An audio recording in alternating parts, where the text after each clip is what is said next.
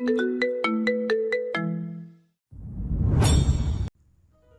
কথাটা যখন আমার মনে আসে, বুকটা কেমন জানি শূন্য হয়ে যায়। টাকা, হ্যাঁ, এই একটা জিনিসের পেছনেই ছুটছে সবাই। যার পকেটে টাকা আছে, সমাজ তাকে মাথায় তুলে নাচ্ছে। আর যারা দিন আনে দিন খায়, দুবেলা দুমুঠো ভাত জোগাড় করতে যেতে জীবন শেষ, তাদের দিকে কেউ ফিরেও তাকায় না, যেন তাদের কোনো অস্তিত্বই নেই। এই কি আমাদের সমাজ, যেখানে মানুষের মূল্য টাকার দাঁড়িপাল্লায় মাপা হয়? সেখানে মানবিকতা আর ভালোবাসার স্থান কোথায়? বড় কষ্ট হয় যখন দেখি একটা মানুষ শুধুমাত্র টাকার অভাবে অবহেলিত হচ্ছে, আর একজন বৃত্তশালী শুধু টাকার জোরেই সবার প্রিয় হয়ে উঠছে। এই দৃশ্যগুলো যেমন নির্মম, তেমন হতাশাজনক। কথাগুলো শেষ করে একটি দীর্ঘশ্বাস ছাড়ে নীল। রাতের আকাশের উজ্জ্বল চাঁদ সারা শহরকে আলোকিত করে রেখেছে। নীল দাঁড়িয়ে আছে তার রুমের বারান্দায়, চারিদিকে এক গাঢ় নীরবতা। তখনই নীল তার কাঁধে কারো হাতের স্পর্শ পেয়ে পেছনে তাকায়। দাঁড়িয়ে আছে নীলের বাবা। কিরে, কি ভাবছিস? না বাবা, তেমন কিছু না। এই সমাজে আসলেই গরিবের কোনো মূল্য নেই। যাদের টাকা বেশি তাদের মর্যাদাও বেশি। অর্থ দিয়ে মর্যাদা নির্ধারণ করা, এটা কি উচিত হচ্ছে? এটা উচিত হচ্ছে না ঠিক, কিন্তু কি করার আছে, আমাদের সমাজের মানুষগুলোর মানসিকতা এরকম। আচ্ছা, এখন খেতে চলো, অনেক রাত হয়েছে। হে বাবা, চলো। নীল তার বাবার সাথে নিচে চলে যায়। তারপর ডাইনিং রুমে গিয়ে চেয়ার টেনে বসে। আজকের মেনু কি মা? নীলের কথায় তার মা কিছুই বলে না। কি ব্যাপার মা, তুমি কথা বলছো না কেন? আর এভাবে মুখ গুমড়া করে বসে আছো কেন? এবারও নীলের মা কিছুই বলে না। তখন পাশ থেকে নীলের বোন রিমি বলে, আরে ভাইয়া, তুমি বুঝতে পারছো না মা কেন তোমার সাথে কথা বলছে না? ও, বুঝতে পেরেছি মা। এখন ওই বিষয় নিয়ে পড়ে আসো? হ্যাঁ, সেটাই। আচ্ছা মা, আমি তো বললাম সময় হলে আমি নিশ্চয়ই বিয়ে করব। এখনও তো সেই সময় হয়নি, তাছাড়া বিয়ে করার জন্য। সময় হয়নি মানে? পড়াশোনা শেষ করেছিস, নিজের কোম্পানি দিয়েছিস, এত বড় বিজনেসম্যান হয়েছিস, আর কি লাগে বল? তোমার কথা ঠিক আছে মা, কিন্তু আমি তো আমার পছন্দ মতো মেয়ে পাইনি, তাহলে বিয়ে কিভাবে? মেয়ের কি অভাব আছে যে তুই মেয়ে পাচ্ছিস না? মানছি মেয়ের অভাব নেই, কিন্তু সেই রকম মেয়ে তো নেই যে আমার টাকাকে নয় আমাকে ভালোবাসবে, যে তোমাদের নিজের বাবা মায়ের মতো ভাববে, রিমিকে নিজের বোনের মতো আগলে রাখবে, সবাইকে নিজের মতো করে আপন করে নেবে। ভাইয়া, এটা কিন্তু একদম ঠিক বলেছো। আসলে এরকম মেয়ে পাওয়া অনেক কষ্টকর হবে। আমি নিজেও খুঁজেছি, কিন্তু পাইনি। আমি এত কিছু বুঝি না, আমার বৌমা লাগবে। ভাইয়া, আমার একটা আইডিয়া আছে। আম্মু যেহেতু আর মানবেই না, তুমি মেয়ে খোঁজা শুরু করো। কিন্তু কোথায় খুঁজবো? তুমি তোমার আসল পরিচয় গোপন করে অন্য কোনো শহরে চলে যাও। সেখানে গিয়ে নর্মাল মানুষ হয়ে মেয়ে খুঁজো। কারণ আমাদের শহরের সব মেয়েদের কি আমার চেনা আছে, ওই রকম কেউই নেই। না, আমি আমার ছেলেকে কোথাও যেতে দেব না। আরে, তুমি তো আচ্ছা ঝামেলায় ফেলতেছ আমাদের। তোমার বৌমা লাগবে আর তুমি নীলকেও যেতে দেবে না, তাহলে বউ কি আকাশ থেকে আসবে? হ্যাঁ মা, রিমি ঠিক কথাই বলেছে, তুমি আর দ্বিমত করো না। নীলের অফিসের কি হবে? অফিসে কয়েকদিন আমি সামলে নেব। কিন্তু আর কোনো কিন্তু নয়। নীল কালকে অফিসের সব ঠিক করে পরশু দিন যাবে। আর নীল, তুই ঠিক কর কোথায় যাবি। ঠিক আছে বাবা। তাহলে আমার একমাত্র ভাবিকে খোঁজার মিশন শুরু। আর ভাইয়া, আমার কিন্তু একদম কিউট একটা ভাবি লাগবে। রিমির কথায় সবাই হেসে ওঠে। তারপর খাবার টেবিলে কেউ আর কিছু বলে না। খাবার শেষ করে যে যার রুমে চলে যায়।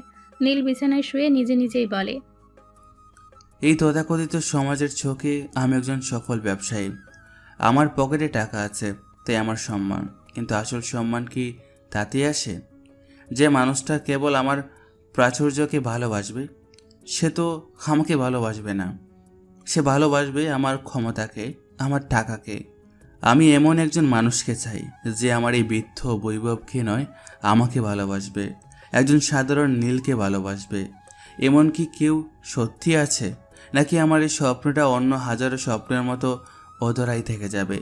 আমার জীবনে কি এমন একজন আসবে যে আমার এই মুখোশের আড়ালে লুকিয়ে থাকা মানুষটাকে চিনতে পারবে?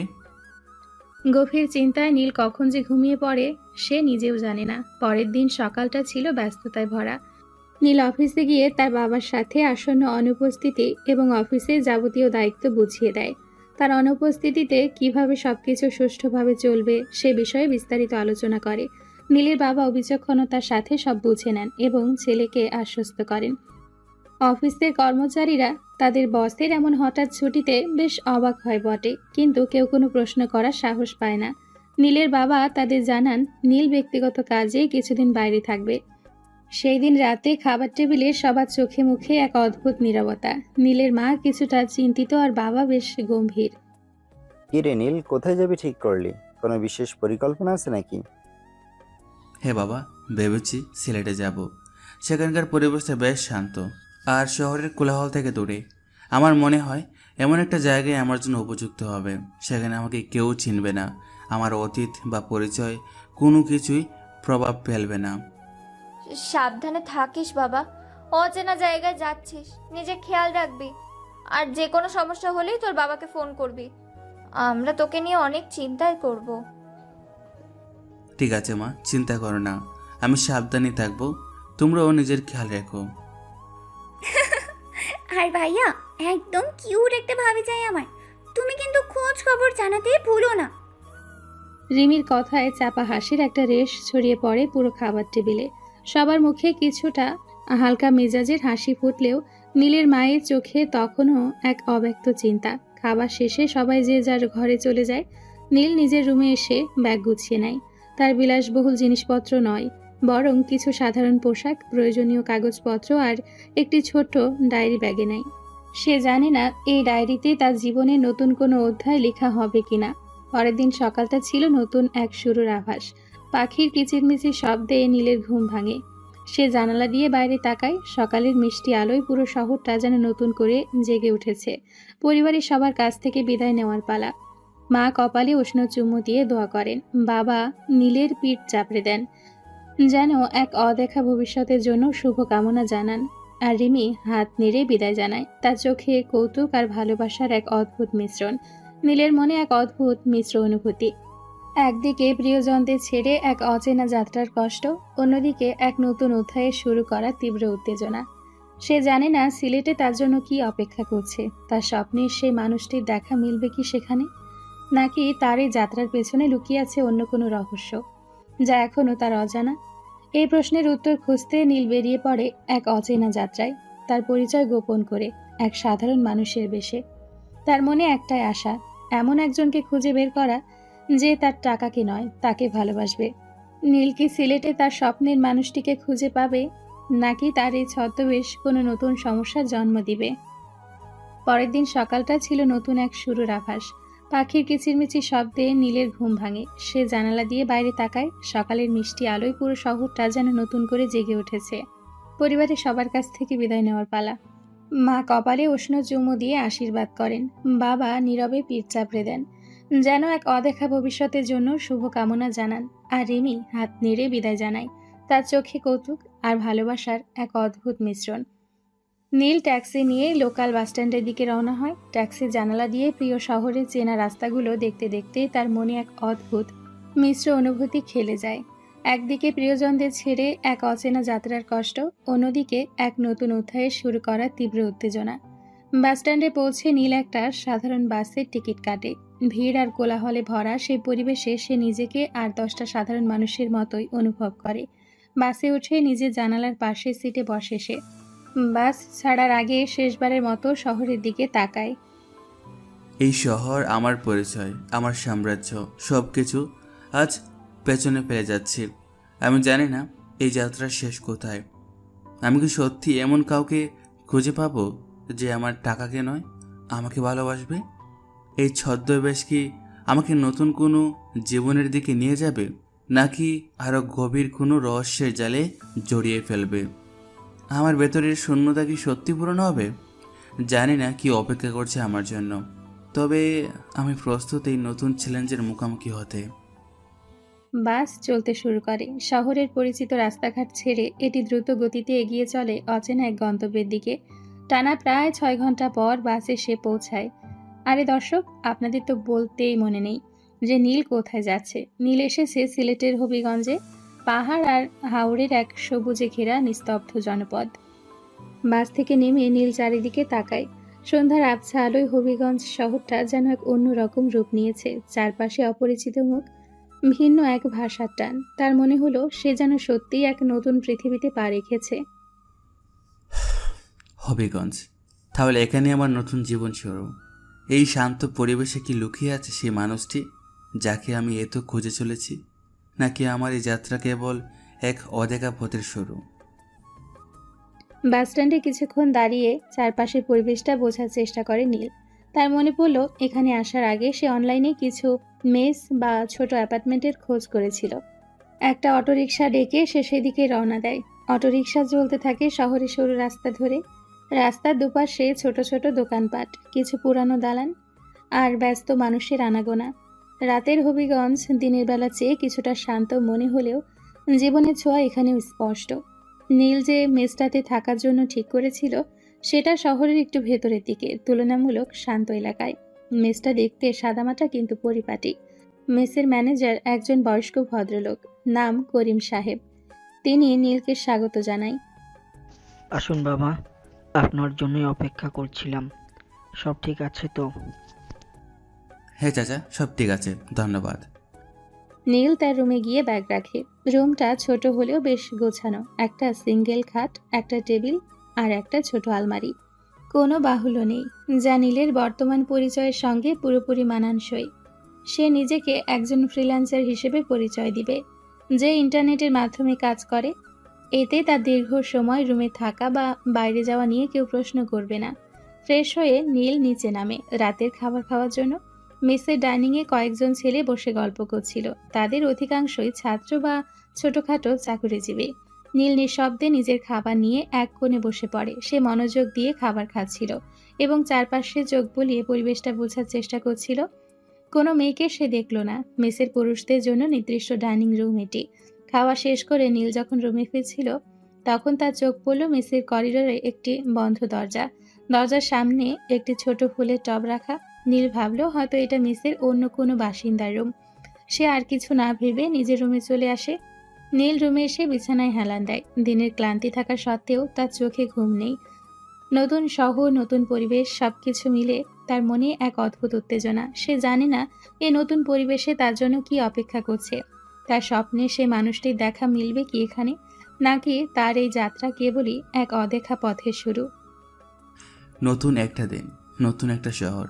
দেখি এই হবিগঞ্জ আমার জন্য কি চমক নিয়ে অপেক্ষা করছে। নীল ফ্রেশ হয়ে নিচে নামে। মেসের ডাইনিং রুম তখনও পুরোপুরি ফাঁকা হয়নি। দু একজন ছাত্র তাড়াহুড়ো করে খাচ্ছিল। নীল নিজের জন্য চা আর রুটি নিয়ে এক কোণে বসে পড়ে। খেতে খেতে সে পকেট থেকে তার ছোট ল্যাপটপটা বের করে। যেহেতু সে ফ্রিল্যান্সার হিসেবে পরিচয় দিয়েছে, তাই কাজের একটা ভান করা প্রয়োজন। সে কিছু ফাইল ঘাঁটতে থাকে, যেন গভীর মনোযোগে কাজ করছে। কিছুক্ষণ পর নীল খাওয়া শেষ করে। মেসের ডাইনিং থেকে বেরিয়ে সে হাঁটা শুরু করে। তার উদ্দেশ্য এই নতুন শহরটাকে একটু ঘুরে দেখা এবং যদি সম্ভব হয় এমন কাউকে খুঁজে বের করা যার সাথে তার মন মিলে যায়। মেসের কাছাকাছি একটা ছোট বাজার, তারপর কিছু পুরনো দোকানপাট। নীল হেঁটে হেঁটে শহরের ভেতরে প্রবেশ করে। এই শহরটা কেমন যেন ধীরগতির। ঢাকার মধ্যে এত কোলাহল নেই, তাড়াহুড়ো নেই। মানুষগুলো মনে হচ্ছে বেশ সহজ সরল। এটাই তো আমি চেয়েছিলাম। নীল হাঁটতে হাঁটতে শহরের বিভিন্ন অলিগলি ঘুরে দেখতে থাকে। সে চায়ের দোকানে বসে চা খায়, ছোট ছোট বইয়ের দোকানে ঢু মারে, এমনকি একটা পার্কের বেঞ্চে বসে কিছু সময় কাটিয়ে দেয়। তার চোখ সতর্কভাবে চারপাশে ঘুরে। সে মানুষগুলোকে পর্যবেক্ষণ করে, তাদের হাসিমাখা মুখের দিকে তাকায়, কিন্তু তার মনের মতো কাউকে সে খুঁজে পায় না। কোথাও সেই সরলতা, সেই গভীরতা দেখতে পায় না, যা সে মনে মনে এঁকে রেখেছিল। দিনটা যেন বৃথায় কাটছে। সূর্য পশ্চিম আকাশে হেলে পড়ছে, আর নীলের মনে কিছুটা হতাশা এসে বাসা বাঁধছে। তাহলে কি আমার এই যাত্রাও বিতে যাবে? এত দূর এসেও কি সে মানুষটিকে খুঁজে পাবো না? নাকি এই শহরে লুকিয়ে আছে এমন কেউ যাকে আমি এখনো খুঁজে পাইনি? হাঁটতে হাঁটতে নীল শহরের এক প্রাচীন মন্দিরের কাছে আসে। মন্দিরের চত্বরে কিছু মানুষ গল্প করছে, কিছু শিশু খেলছে। মন্দিরের ভেতরে ধূপের গন্ধ আর শঙ্খের ধ্বনি একটা পবিত্র পরিবেশ তৈরি করেছে। নীল মন্দিরের ভেতরে ঢোকে। কিছুক্ষণ চোখ বন্ধ করে দাঁড়িয়ে থাকে। তার মনটা কিছুটা শান্ত হয়। সে ভাবে হয়তো ঈশ্বরই তাকে পথ দেখাবেন। যখন সে মন্দির থেকে বের হচ্ছিল, তখন তার চোখ যায় মন্দিরের পাশের একটি ছোট্ট বাড়ির দিকে। বাড়িটা পুরনো হলেও বেশ পরিপাটি। জানালা দিয়ে ভেতরে আলো জ্বলছে, কিন্তু কোনো মানুষের আনাগোনা দেখা যায় না। নীল কিছুক্ষণ দাঁড়িয়ে থাকে, তারপর এক দীর্ঘশ্বাস ফেলে মেসের দিকে ফিরে হাঁটা শুরু করে। দিনের শেষে তার মনটা কিছুটা ভারাক্রান্ত, কারণ তার উদ্দেশ্য সফল হয়নি। হয়তো প্রথম দিনই এত কিছু আশা করা ঠিক নয়। কাল হয়তো নতুন কোনো সুযোগ আসবে, আমাকে ধৈর্য ধরতে হবে। দিন শেষে নীলের মনটা কিছুটা ভারাক্রান্ত ছিল। সারাদিন ঘুরেও তার কাঙ্ক্ষিত মানুষটির দেখা মেলেনি। সূর্য অস্ত গেছে অনেকক্ষণ, শহরে নিয়ন আলো জ্বলতে শুরু করেছে। নীল ক্লান্ত পায়ে মেসের দিকে ফিরে আসে। মেসে ফিরে নীল সরাসরি নিজের রুমে না গিয়ে ডাইনিংয়ে যায়। রাতের খাবারের সময় হয়ে গেছে। সে দেখল কয়েকজন মেস মেম্বার ইতিমধ্যেই খেতে বসে গেছে। নীল নিঃশব্দে নিজের জন্য খাবার নেয় এবং গতকালের মতোই এক কোণে বসে পড়ে। খেতে খেতে সে চারপাশে চোখ বোলায়, তবে কোনো বিশেষ মুখের খোঁজ করে না। আজকের দিনে সে বুঝেছে, যাকে সে খুঁজছে তাকে হয়তো সহজে পাওয়া যাবে না। হয়তো প্রথম দিনই এমন কিছু আশা করাটা বোকামি। একটা নতুন শহরে কেবল একদিনই কিছু পাওয়া যায়। আমাকে ধৈর্য ধরতে হবে। ভাগ্য যদি চায় তবে নিশ্চয়ই দেখা হবে।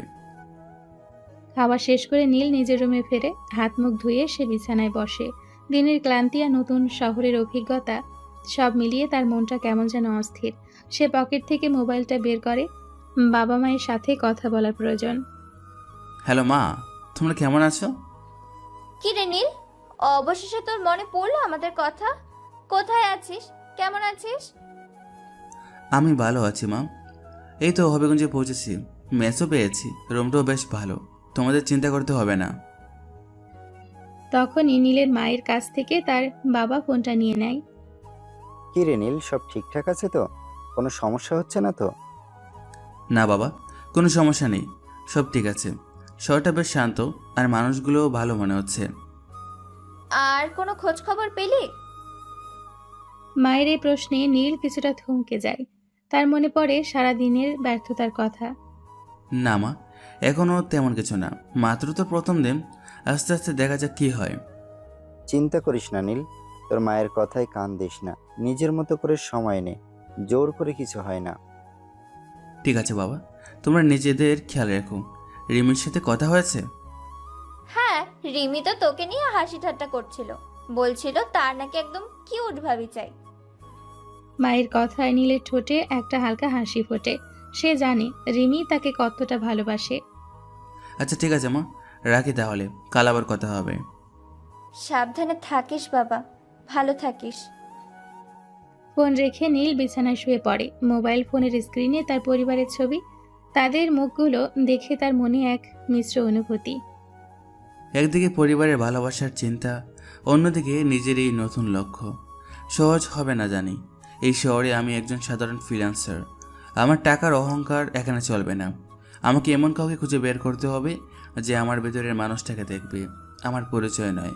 এই হবিগঞ্জের দুলি মাটিতেই কি লুকিয়ে আছে আমার স্বপ্নের সেই পরি, নাকি আমার এই ছদ্মবেশ আমাকে কোনো অজানা গল্পের দিকে টেনে নিয়ে যাবে? কালকের দিনটা কেমন হবে? নতুন কোনো মোড় আসবে জীবনে? পরের দিন সকালে নীলের রুটিন কি হবে? সে কি তার অনুসন্ধানের ধারা বদলাবে, নাকি একই রকম ভাবে চলবে? পরের দিন সকাল, নীলের ঘুম ভাঙল পরিচিত পাখির কিচিরমিচির শব্দে।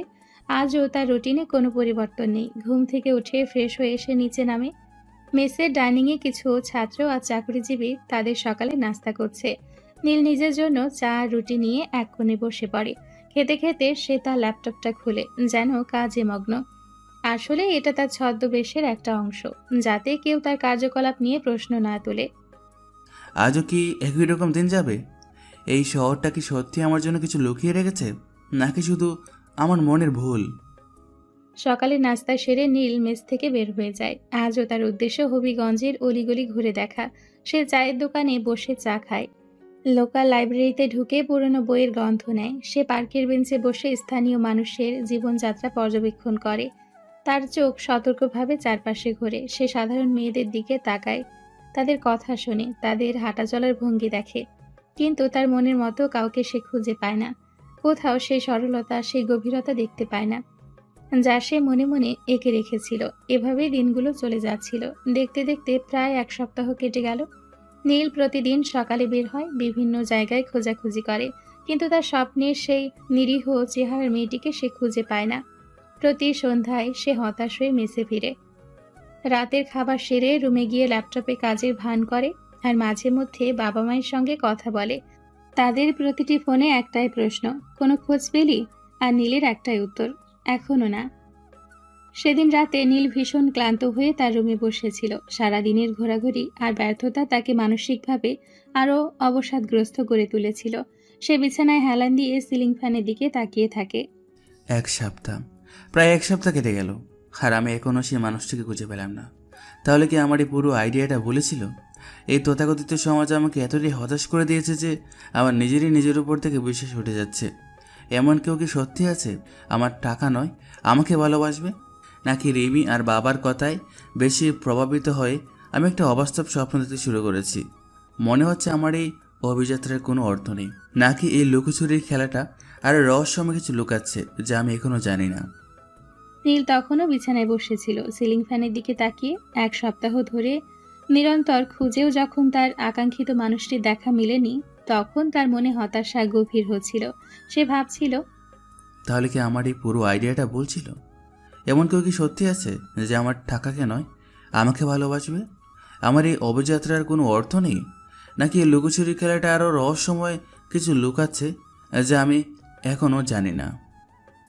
ঠিক তখনই নীলের মনে হঠাৎ করে একটা চিন্তা উকি দেয়। সে মনে করার চেষ্টা করে তার স্কুল জীবনের পরিচিতদের মধ্যে কেউ কি হবিগঞ্জে ছিল।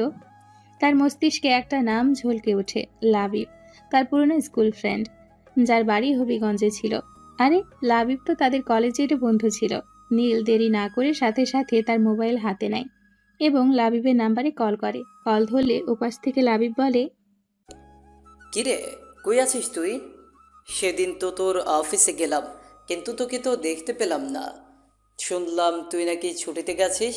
তোর ফোনে কয়েকটা কল করলাম, কিন্তু মোবাইল বন্ধ বলছে। আর এখন যে কল করলে, এটা কার নাম্বার? আচ্ছা লাবিব, তোকে সব কিছু পরে খুলে বলবো, এখন আমাকে জাস্ট একটু হেল্প কর। কি হেল্প লাগবে বল। কলেজে আমাদের সাথে একটা ছেলে পড়তো, মনে আছে? নাম সিফাত। ওর বাড়ি সিলেট হবিগঞ্জ। আমাদের ফ্রেন্ডস গ্রুপে তো ও এখনও আছে, কিন্তু আমি আমার এই ফোনটা নিয়ে আসিনি, তাই ওর সাথে যোগাযোগ করতে পারছি না। কিন্তু আমার যোগাযোগ করাটা একটু দরকার। তুই প্লিজ একটু ওর নাম্বারটা আমাকে দে। সিফাত? হ্যাঁ, মনে আছে। ওর নাম্বার তো আমার কাছে আছে। আচ্ছা ঠিক আছে, আমি টেক্সট করে দিচ্ছি। থ্যাঙ্কস দোস্ত, অনেক হেল্প করলি। তাদের কথা শেষ হয়ে যায় এবং নীল কল রেখে দেয়। কিছুক্ষণ পর নীলের ফোনে একটি টেক্সট মেসেজ আসে। লাবিব সিফাতের নাম্বার পাঠিয়েছে। নীল সাথে সাথে নাম্বারটি তুলে তার ফোনে সেভ করে নেয়। এখন তো অনেক রাত হয়ে গেছে, এই মুহূর্তে ওকে কল করা ঠিক হবে না, না হয় কাল সকালই করি। এখন বরং ঘুমিয়ে পড়ি। নীল ফোনটা পাশে রেখে বিছানায় গায়ে এলিয়ে দেয়। লাবিবের সাথে কথা বলার পর তার মনের হতাশা কিছুটা হলেও কমেছে। সিফাতের মাধ্যমে হয়তো নতুন কোনো সূত্র পাওয়া যেতে পারে, এমন একটা আশার আলো তার মনে উকি দিচ্ছে। নতুন দিনের জন্য অপেক্ষায় সে চোখ বন্ধ করে। রাতে নীরবতা ভেঙে সকালের আলো যখন নীলের রুমে উকি দিল, তার মনে নতুন একটা আশার জন্ম হয়েছে। লাবিবের মাধ্যমে সিফাতের নাম্বার পাওয়ার পর তার 1 সপ্তাহের হতাশা কিছুটা কেটে গেছে। ঘুম থেকে উঠে নীলের প্রথম কাজ ছিল সিফাতকে কল করা। নীল ফ্রেশ হয়ে নাস্তা সেরে রুমে ফিরে আসে। ঘড়িতে তখন সকাল 10টা। নীল আর দেরি না করে সিফাতের নাম্বারে কল দেয়। 2বার রিং হওয়ার পর সিফাত ফোন ধরে। হ্যালো, শিবাত বলছিস? হ্যাঁ, কে বলছেন? আরে আমি নীল, মনে আছে? কলেজের বন্ধু। নীল, তুই? কতদিন পর তোর কণ্ঠ শুনলাম। কিরে দোস্ত, কেমন আছিস? আর তুই আমার নাম্বার পেলি কোথায়? লাবিব দিল নাকি? হ্যাঁ, লাবিবি দিল। আমি ভালো আছি, তোর খবর কি? আর আমি যে তোর নম্বর চেয়েছিলাম তার একটা কারণ আছে। কি কারণ? তোর কণ্ঠ শুনে মনে হচ্ছে কোনো বিশেষ ব্যাপার। বল, কি হয়েছে? বিশেষ ব্যাপার তো বটে, আমি এখন হবিগঞ্জে আছি। কি বলছিস? তুই হবিগঞ্জ? আর আমাকে বলিসনি? কবে এলি? কোথায় আছিস? আস্তে আস্তে অনেক প্রশ্ন একেবারে করছিস। আমি প্রায় 1 সপ্তাহ হলে এসেছি, আর এসেছি একটা বিশেষ কারণে। ফোনে সব কথা বলা যাবে না। তুই কি এখন ফ্রি আছিস? আমরা কি কোথাও দেখা করতে পারি? আরে অবশ্যই, আমি তোকে অনেকদিন ধরে দেখিনি। বল, কোথায় আসবি? আমি এখন আমার দোকানে আছি। তোর দোকান? কিসের দোকান? আমার একটা কম্পিউটার অ্যাক্সেসরিজের দোকান আছে শহরের নিউ মার্কেট এলাকায়। তুই ওখানে চলে, আমি ঠিকানাটা মেসেজ করে দিচ্ছি। ঠিক আছে, আমি আসছি তাহলে, আধা ঘন্টার মধ্যে পৌঁছে যাব। নীল কল রেখে দেয়। সিফাতের সাথে দেখা হওয়ার সম্ভাবনায় নীলের মনে কিছুটা স্বস্তি আসে। সে দ্রুত তৈরি হয়ে মেস থেকে বের হয়ে যায়। একটা রিক্সা নিয়ে সে নিউ মার্কেটের দিকে রওনা দেয়। রিক্সার চাকা যত ঘুরতে থাকে নীলের বুকের ভেতরটা কেমন যেন ছটফট করতে থাকে। হয়তো সিফাতের মাধ্যমে সে কোনো নতুন সূত্র খুঁজে পাবে। প্রায় 25 মিনিট পর নীল নিউ মার্কেটে পৌঁছে যায়। সিফাতের পাঠানো ঠিকানা অনুযায়ী সে দোকানটা খুঁজে বের করে। দোকানের সামনে ছোট্ট একটি সাইনবোর্ড, তাতে লেখা সিফাত কম্পিউটার্স। নীল দোকানের ভেতর ঢুকে সিফাত দোকানের কাউন্টারে বসেছিল। নীলকে দেখে উঠে দাঁড়ায়। নীল, আয় দোস্ত আয়। দু বন্ধু দীর্ঘদিনের পর দেখা হওয়ায় একে অপরকে জড়িয়ে ধরে। তাদের চোখে মুখে পুরনো দিনের স্মৃতির ঝলকানি। নীল চোখ ঘুরিয়ে দোকানের ভেতর তাকায়। দোকানটি বেশ বড়, আধুনিক সরঞ্জাম দিয়ে সাজানো। মনিটর, ল্যাপটপ, প্রিন্টার সবকিছুই পরিপাটি করে সাজানো। আরে তুই তো বলছিস দোকান, এটা তো দেখছি শোরুম, বিশাল ব্যাপার। আরে এটা আমার বাবার দোকান। আর কি, আমি বসি মাঝে মাঝে, এমনিতে তো একটা কোম্পানিতে জব করছি। সিফাতের কথা শুনে নীল মনে মনে বলে, শিবা তো তাহলে আমার মতোই নিজের পরিচয়টা পুরোপুরি বলছে না। তার বাবা এত বড় শোরুমের মালিক, আর সে বলছে মাঝে মাঝে বসে। তারা দোকানের এক কোণে রাখা দুটো চেয়ারে বসে পড়ে। তুই কেমন আছিস রে? আর এত বড় শোরুম, তাহলে তোর বাবাও বিজনেসম্যান? আমি ভালো আছি, হ্যাঁ নিজের একটা কিছু শুরু করেছি। মন্দ চলছে না, বাবাও বিজনেসম্যানই বলা যায়। তা বল, তুই হঠাৎ হবিগঞ্জে কেন? তোর মতো বড় বিজনেসম্যানের তো এখানে আসার কথা নয়। আরে বাবা, আমি এখন ছুটি কাটাতে এসেছি। আর তাছাড়া এখানে আমি তোর মতো একজন সাধারণ মানুষ, কোনো বিজনেসম্যান নই। তবে একটা বিশেষ উদ্দেশ্য আছে, যা তোকে পরে বলবো। নীল সিফাতকে তার হবিগঞ্জে আসার আসল উদ্দেশ্যটা আড়াল করে। সে শুধু বলে যে সে সাধারণ জীবন উপভোগ করতে এবং শহরটা ঘুরে দেখতে এসছে। তার ভেতরের আসল উদ্দেশ্য তখনও গোপন থাকে। সে জানে এই সিফাতই হয়তো তার জন্য নতুন কোনো দরজা খুলে দিতে পারে। নীল অবাক হয়ে সিফাতের শোরুম দেখছিল, আর সিফাত হেসে তার বাবার দোকানের কথা বলছিল।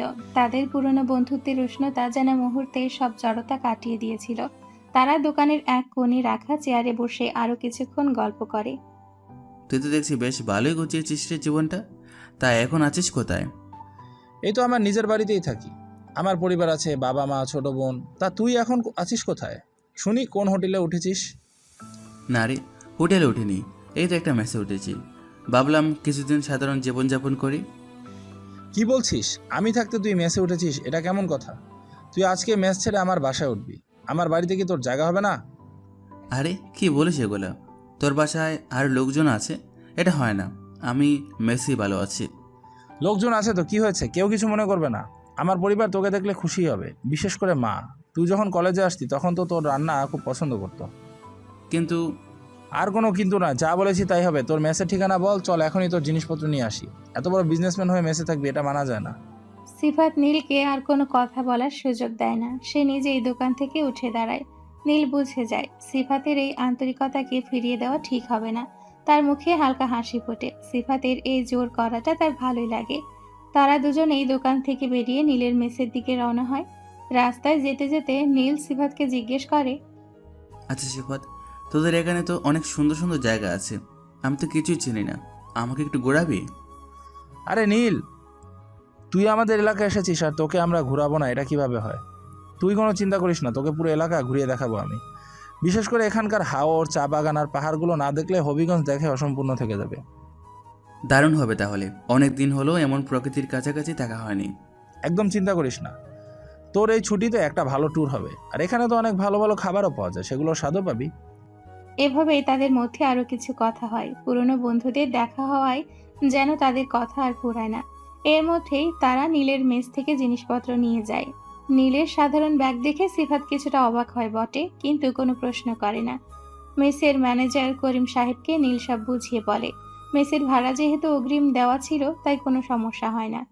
এরপর তারা সিফাতের বাড়ির উদ্দেশ্যে রওনা দেয়, এক নতুন আতিথেয়তার দিকে। সিফাত আর নীল যখন সিফাতের বাড়ির কাছাকাছি পৌঁছায়, সন্ধে তখন গভীর হয়েছে। দূর থেকে আলো ঝলমলে বাড়িটা দেখা যাচ্ছিল।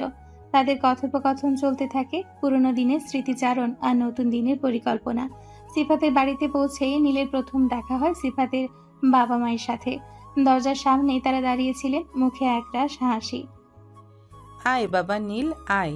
কতদিন পর দেখছি তোকে। সিফাতের কাছে তোর গল্প শুনেছি অনেক।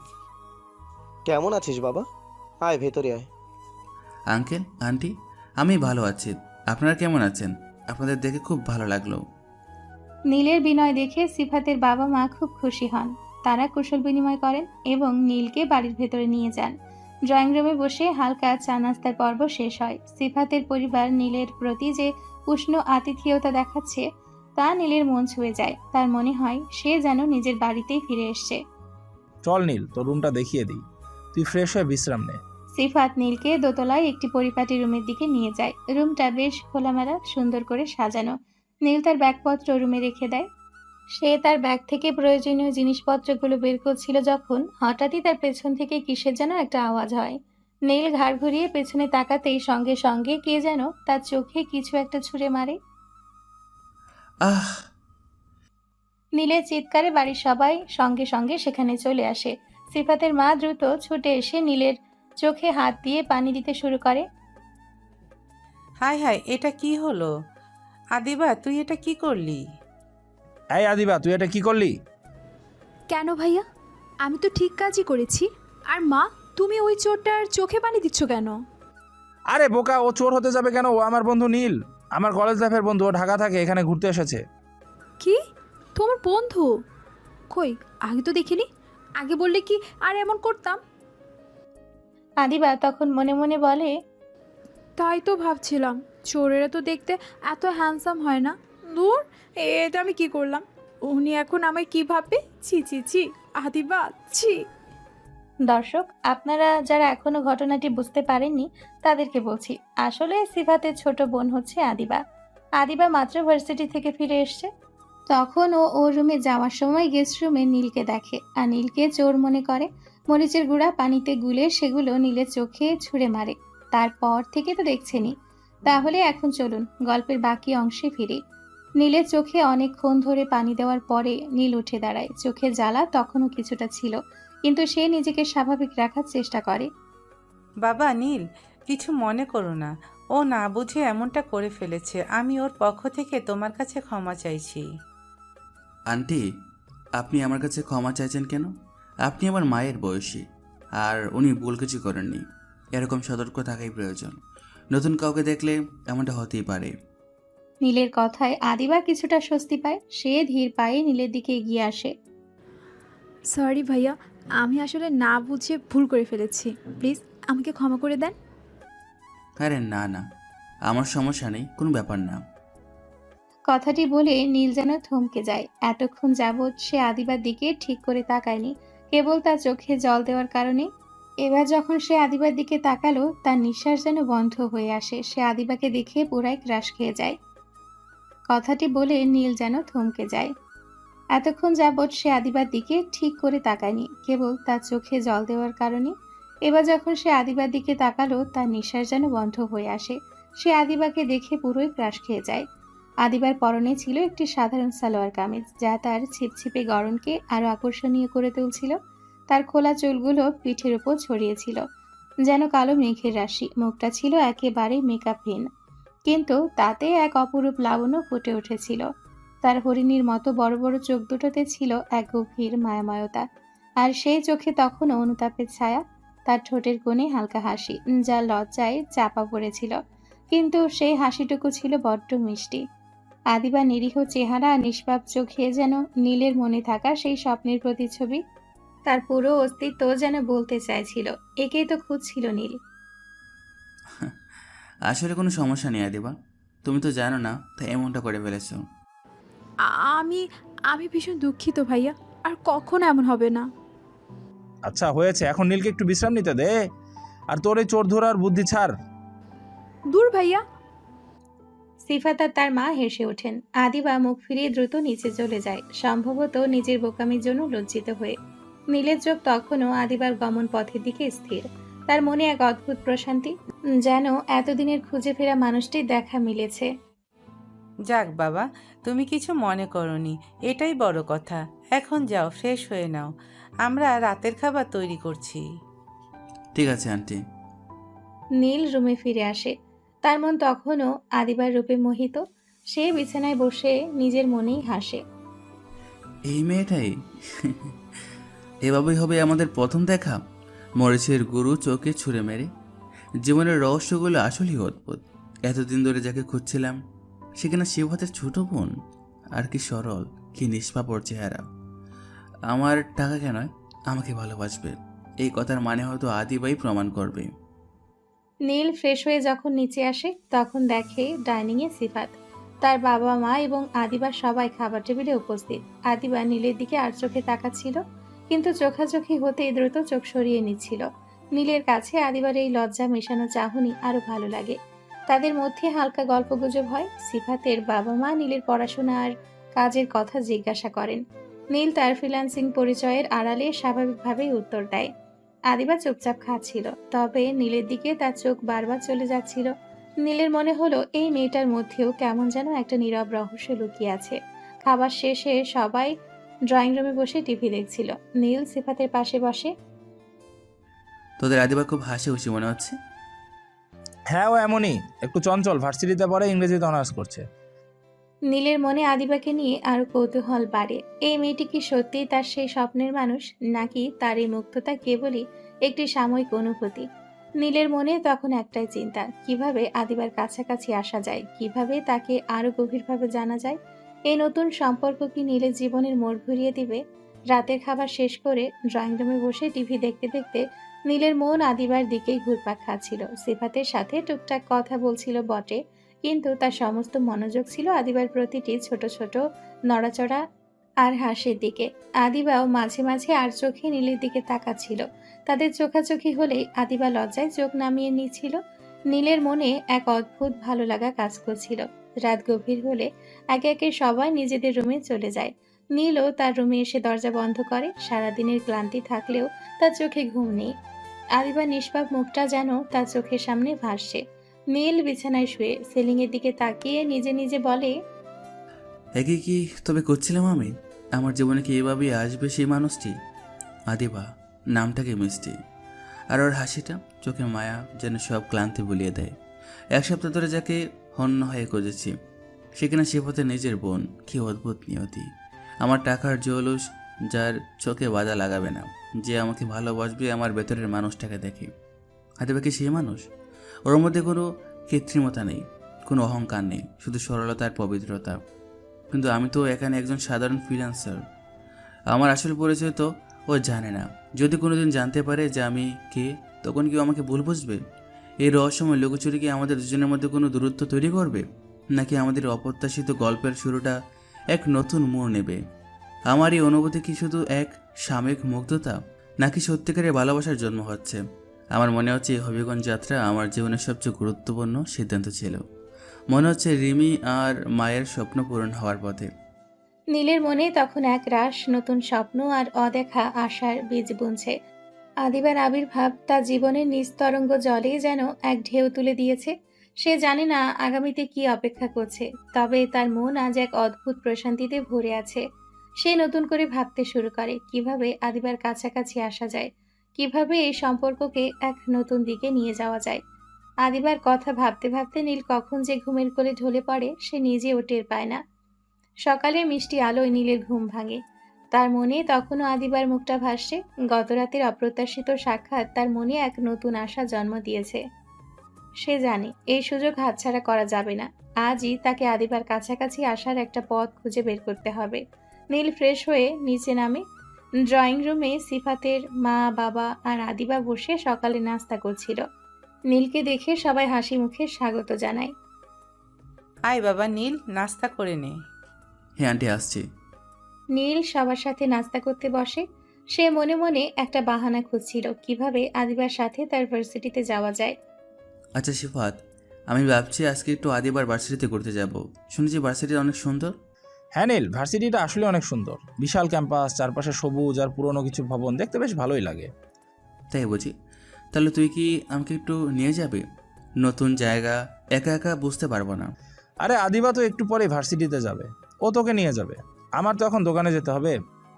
নীল তো এতক্ষণ এটা শোনার জন্যই অপেক্ষা করছিল। তার মনে মনে তো নাচার মতো অবস্থা, তবুও নীল নিজেকে সামলে নেয়, মুখে একটা হালকা বিরক্তির ভাব এনে।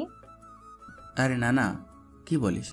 তুই নিয়ে যাস, আদিবার ক্লাস থাকবে, ওর সমস্যা হতে পারে, ওকে ডিস্টার্ব করার দরকার নেই। আরে ধুর, আদিবা যেহেতু যাবে তখন আর আমার যাওয়ার দরকার নেই। ওর তো এখনও ক্লাস শুরু হতে দেরি আছে, তোকে ঘুরে দেখিয়ে দিতে পারবে। আরে বাবা, তুমি কি ওই কারণটার জন্য আদিবাকে ভয় পাচ্ছ নাকি? ভয় পেও না, আদিবা তোমাকে সুন্দরভাবে ঘোরাবে। আর ও তো তোমার বন্ধুর মতো, কোনো সমস্যা হবে না। মায়ের কথায় নীল কিছুটা অপ্রস্তুত হলেও মনে মনে খুশি হয়। সে বুঝতে পারে তার পরিকল্পনা সফল হয়েছে। ঠিক আছে আন্টি, তাহলে আদিবা যখন যাবে আমি ওর সাথেই যাব। আদিবা এতক্ষণ সব শুনছিল, তার মুখে কোনো ভাবান্তর ছিল না, সেও কিছু বলেনি, তবে নীলের দিকে একবার আর চোখে তাকিয়েছিল। নীল সেটা খেয়াল করে তার ঠোঁটে হালকা হাসি ফোটে। আমি তাহলে তৈরি হয়ে নিই ভাইয়া। আদিবা দ্রুত নিজের রুমে চলে যায় তৈরি হওয়ার জন্য। নীলের মনে তখন এক অদ্ভুত আনন্দ। সে জানে এই সুযোগটা তাকে আরো ভালোভাবে আদিবাকে জানার সুযোগ করে দিবে। সিফাতের বাবা মাও নীলের এই কাজে কোনো আপত্তি করেন না। কিছুক্ষণের মধ্যেই আদিবা তৈরি হয়ে নিচে আসে। তার পরনে ছিল একটি সাধারণ জিন্স আর টপস, যা তাকে আরো আকর্ষণীয় দেখাচ্ছিল। নীলও প্রস্তুত ছিল। নীল মনে মনে বলে, এই তো শুরু হলো আমার নতুন অধ্যায়। এই যাত্রা শুধু একটি ভার্সিটির দিকে নয়, হয়তো আমার স্বপ্নের দিকেই। নীল আর আদিবা বাড়ি থেকে বের হয়ে যায়। তারা একটি রিক্সা নেয়। রিক্সা চলতে শুরু করে হবিগঞ্জের শান্ত রাস্তা ধরে। সকালের মিষ্টি রোদে আদিবার মুখটা আরো উজ্জ্বল দেখাচ্ছিল। নীলের মনে তখন একটাই চিন্তা, কিভাবে এই পথ চলাকে আরো দীর্ঘ করা যায়, কিভাবে আদিবার মনে তার জন্য একটা জায়গা তৈরি করা যায়। নীল আর আদিবা রিক্সা করে হবিগঞ্জ বিশ্ববিদ্যালয়ের ক্যাম্পাসের মূল ফটকে এসে নামে। সকালের রোদ তখনও ঝলমলে, আর ভার্সিটির বিশাল ক্যাম্পাস প্রাণবন্ত হয়ে উঠেছে শিক্ষার্থীদের আনাগোনায়। নীলমুগ্ধ চোখে চারপাশটা দেখতে থাকে। এখানকার পরিবেশটা সত্যিই শান্ত, সবুজ ঘাসে মোড়া খোলা জায়গা আর পুরনো স্থাপত্যের মিলনে এক অন্যরকম সৌন্দর্য। তারা যখন হেঁটে ভার্সিটির ভেতরে ঢুকছিল, তখনই কয়েকজন মেয়ে তাদের দিকে এগিয়ে আসে। নীল বুঝতে পারে এরা আদিবার বান্ধবী। কি রে আদিবা, দুলা ভাই নাকি? আমাদের না জানিয়েই নতুন সম্পর্ক করে ফেললি? আদিবা মুহূর্তে অপ্রস্তুত হয়ে যায়। তার গালে হালকা লালের আভা ফুটে ওঠে। নীলের দিকে সে একবার আর চোখে তাকায়। নীল তখন মুচকি হাসছে। আরে বাহ আদিবা, তোর তো পছন্দ আছে বেশ ভালো, দেখতে তো বেশ হ্যান্ডসাম। নাম কি রে দুলা ভাইয়ের? ভাইয়া, আপনি আদিবার মন জয় করলেন কিভাবে? আমাদের এই গম্ভীর আদিবা তো কারো দিকে ফিরেও তাকায় না। তোরা কি থামবি? কী সব বলছিস? উনি হচ্ছেন আমার ভাইয়ার বন্ধু, আমাদের ভার্সিটিতে ঘুরতে এসেছেন। তোদের মুখে কি কোনো লাগাম নেই? আহারে, ভাইয়ার বন্ধু বললেই কি আমরা বিশ্বাস করব? তোর মুখের রঙই তো সব বলে দিচ্ছে আদিবা। তাছাড়া ঘুরতে এসেছে তো কি, ঘুরতে এসে প্রেমও তো হতে পারে, তাই না আদিবা? দাদা ভাই, আপনি কিছু বলুন না, আদিবা তো আমাদের সব সত্যি কথা বলবে না। আরে না না, আদিবা ঠিকই বলছে, আমি ওর ভাইয়ের বন্ধু। নীল আমার নাম। প্রথমবার এই ভার্সিটিতে দেখতে এসেছি। আদিবা আমাকে ঘুরে দেখাতে এসেছে। ওহো, নীল ভাইয়া, বাহ, নামটাও বেশ সুন্দর তো। আচ্ছা ভাইয়া, আমাদের আদিবাকে কেমন লাগছে আপনার? আদিবা তখনও লজ্জায় মাটির দিকে তাকিয়ে। নীলের মনে হলো এই মুহূর্তটা বেশ উপভোগ্য। সে আদিবার বান্ধবীদের দুষ্টুমি পছন্দ করে। আদিবা খুবই ভালো মেয়ে, আর এই ভার্সিটিটা ওর মতোই সুন্দর। নীলের এই কথায় আদিবার বান্ধবীরা সবাই হেসে ওঠে। আদিবা আরো বেশি লজ্জা পায়। যা তোরা, আমার ক্লাস আছে, আর তোমরাও যাও, দেরি হয়ে যাচ্ছে। আরে যা, যাবই তো। তবে নীল ভাইয়ার সাথে তোর সম্পর্কটা কি, সেটা কিন্তু পরে বলতেই হবে। আদিবার বান্ধবীরা হাসতে হাসতে চলে যায়, কিন্তু তাদের চোখে ছিল আদিবা আর নীলের সম্পর্ক নিয়ে কৌতূহল। আদিবা তখনও কিছুটা অপ্রস্তুত হয়ে দাঁড়িয়েছিল। আদিবার বান্ধবীরা চলে যাওয়ার পর আদিবা তখনও কিছুটা অপ্রস্তুত হয়ে দাঁড়িয়েছিল। নীল তার দিকে তাকিয়ে মুচকি হাসে, যেন তাকে আশ্বস্ত করছে। চলো ভার্সিটিটা একটু করে দেখি। অনেক শুনেছি এখানকার সৌন্দর্য নিয়ে, আজ নিজ চোখে দেখব। হ্যাঁ চলেন। কোন দিক থেকে শুরু করবেন? এটা আমাদের নতুন একাডেমি ভবন। এটা পুরনো কলা ভবন, আর ওই যে দূরে দেখছেন, এটা আমাদের লাইব্রেরি। নীল আর আদিবা এরপর ক্যাম্পাস ঘুরে দেখতে শুরু করে। বিশাল খেলার মাঠ, নতুন একাডেমিক ভবন, পুরনো কলা ভবন। নীল সবকিছুই মনোযোগ দিয়ে দেখছিল। আদিবা তাকে বিভিন্ন ভবনের ইতিহাস, কোন ডিপার্টমেন্ট কোথায় আছে সেগুলো সম্পর্কে বলছিল। তাদের মধ্যে হালকা কথোপকথন চলতে থাকে। নীলের মনে হচ্ছিল এই মেয়েটার সাথে কথা বলাটা যেন খুব সহজ। তার সরলতা নীলের মন ছুঁয়ে যাচ্ছিল। তোমাদের ক্যাম্পাসটা সত্যি অনেক সুন্দর। ঢাকার ব্যস্ত জীবন থেকে এখানে এসে যেন নতুন একটা শান্তি পাচ্ছি। এমন নিরিবিলি পরিবেশে পড়াশোনা করার সুযোগ পাওয়াটা দারুণ ব্যাপার। হ্যাঁ, আমাদের এখানে পরিবেশটা বেশ শান্ত, পড়াশোনার জন্য ভালো। তবে মাঝে মাঝে একটু একঘেয়ে লাগে। একঘেয়ে লাগে কেন? কি জানি, নতুন কিছু নেই, চেনা মুখ, চেনা রুটিন। মাঝে মাঝে মনে হয় যদি একটু নতুনত্ব আসতো। নতুনত্ব তো জীবন নিজেই নিয়ে আসে, কখনো ভালো রূপে, কখনো অন্য রূপে। আচ্ছা, আপনি তো ফ্রিল্যান্সিং করেন বললেন, কি ধরনের কাজ করেন? শুনতে বেশ মজার মনে হচ্ছে। আমি মূলত ওয়েব ডিজাইনার, কন্টেন্ট রাইটিংয়ের কাজ করি। বিভিন্ন দেশের ক্লায়েন্টের সাথে কাজ করতে হয়, তাই প্রতিদিনই কিছু না কিছু নতুন চ্যালেঞ্জ থাকে। বাহ, এটা তো বেশ ইন্টারেস্টিং। তার মানে আপনি কম্পিউটার আর লেখালেখি দুইটি খুব ভালো পারেন। হ্যাঁ, বলা যায়। আর সাহিত্য নিয়ে তোমার পড়াশোনা কেমন চলছে? কঠিন লাগছে না? কঠিন তো বটেই, ইংরেজি সাহিত্য অনেক বিশাল একটা বিষয়। তবে পড়তে আমার ভালোই লাগে। আর আপনার মতো একজন ফ্রিল্যান্সারের সাথে দেখা হওয়াটা বেশ নতুন অভিজ্ঞতা। আমাদের এখানে তো এমন কেউ নেই। তাদের কথোপকথন এভাবেই চলতে থাকে। তারা ক্যাম্পাসের বিভিন্ন জায়গায় কিছুক্ষণ বসে গল্প করে। নীল আদিবাকে তার ফ্রিল্যান্সিং এর কাজ সম্পর্কে কিছু মজার ঘটনা শোনায়, যা শুনে আদিবা প্রাণ খুলে হাসে। আদিবার হাসি দেখে নীলের মন ভরে ওঠে। এভাবে কেটে যায় অনেকটা সময়। তারা প্রায় পুরো ক্যাম্পাসটা ঘুরে দেখেছে। ঘোরাঘুরি শেষে তারা ক্যাম্পাসের মূল ফটকের দিকে ফিরে আসে। তখন বিকেল হয়ে আসছে। সূর্যের কমলা আলোয় ক্যাম্পাসটা এক অদ্ভুত মায়াবী রূপ নিয়েছে। আচ্ছা আদিবা, আমি শুনেছিলাম ভার্সিটির পাশে নাকি একটা সুন্দর পার্ক আছে, নাম যেন কি একটা কাব্যিক নাম ছিল।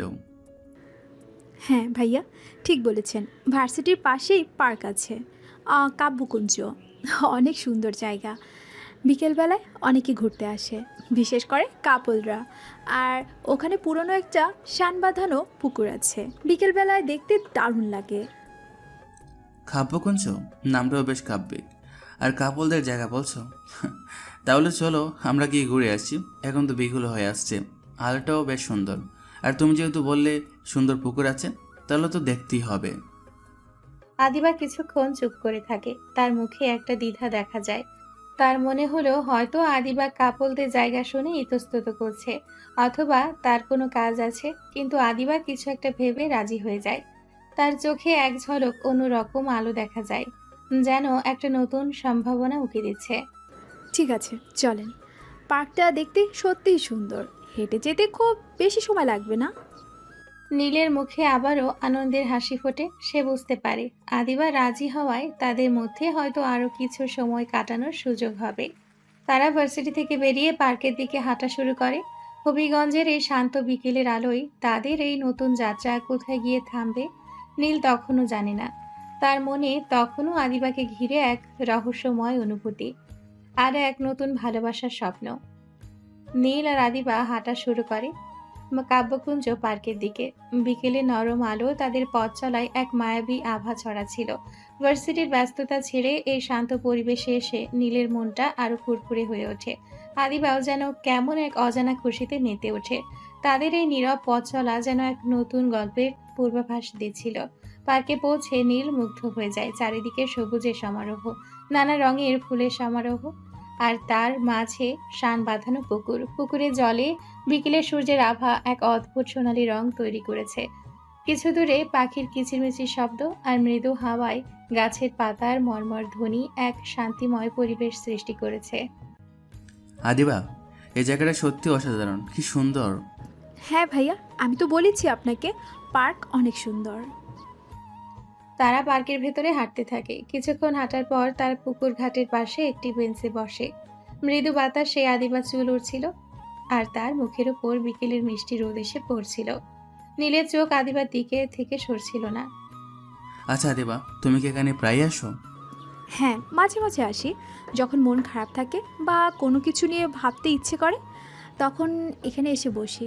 এখানকার শান্ত পরিবেশে মনকে শান্তি দেয়। আমারও মনে হচ্ছে এই জায়গাটা মনকে খুব শান্ত করে দেয়। মনে হচ্ছে যেন অনেক দিনেই পরিচিত। তাই বুঝি? হ্যাঁ, জানো আদিবা, আমি এমন একটা মানুষ করছি যে ব্যস্ত দুনিয়ার সব কোলাহল থেকে দূরে প্রকৃতির মতো শান্ত আর সহজ সরল হবে, যে টাকার পেছনে ছুটবে না, বরং মানুষকে ভালোবাসবে। নীলের এই কথায় আদিবা কিছুটা চুপ করে যায়। সে নীলের দিকে তাকায়, তার চোখে এক অজানা জিজ্ঞাসা। নীলের মনে হয় সে হয়তো একটু বেশিই বলে ফেলেছে। যাই হোক, তোমার এখানে পড়াশোনা কেমন চলছে? হবিগঞ্জে কি থাকতে ভালো লাগে? পড়াশোনা তো ভালোই চলছে।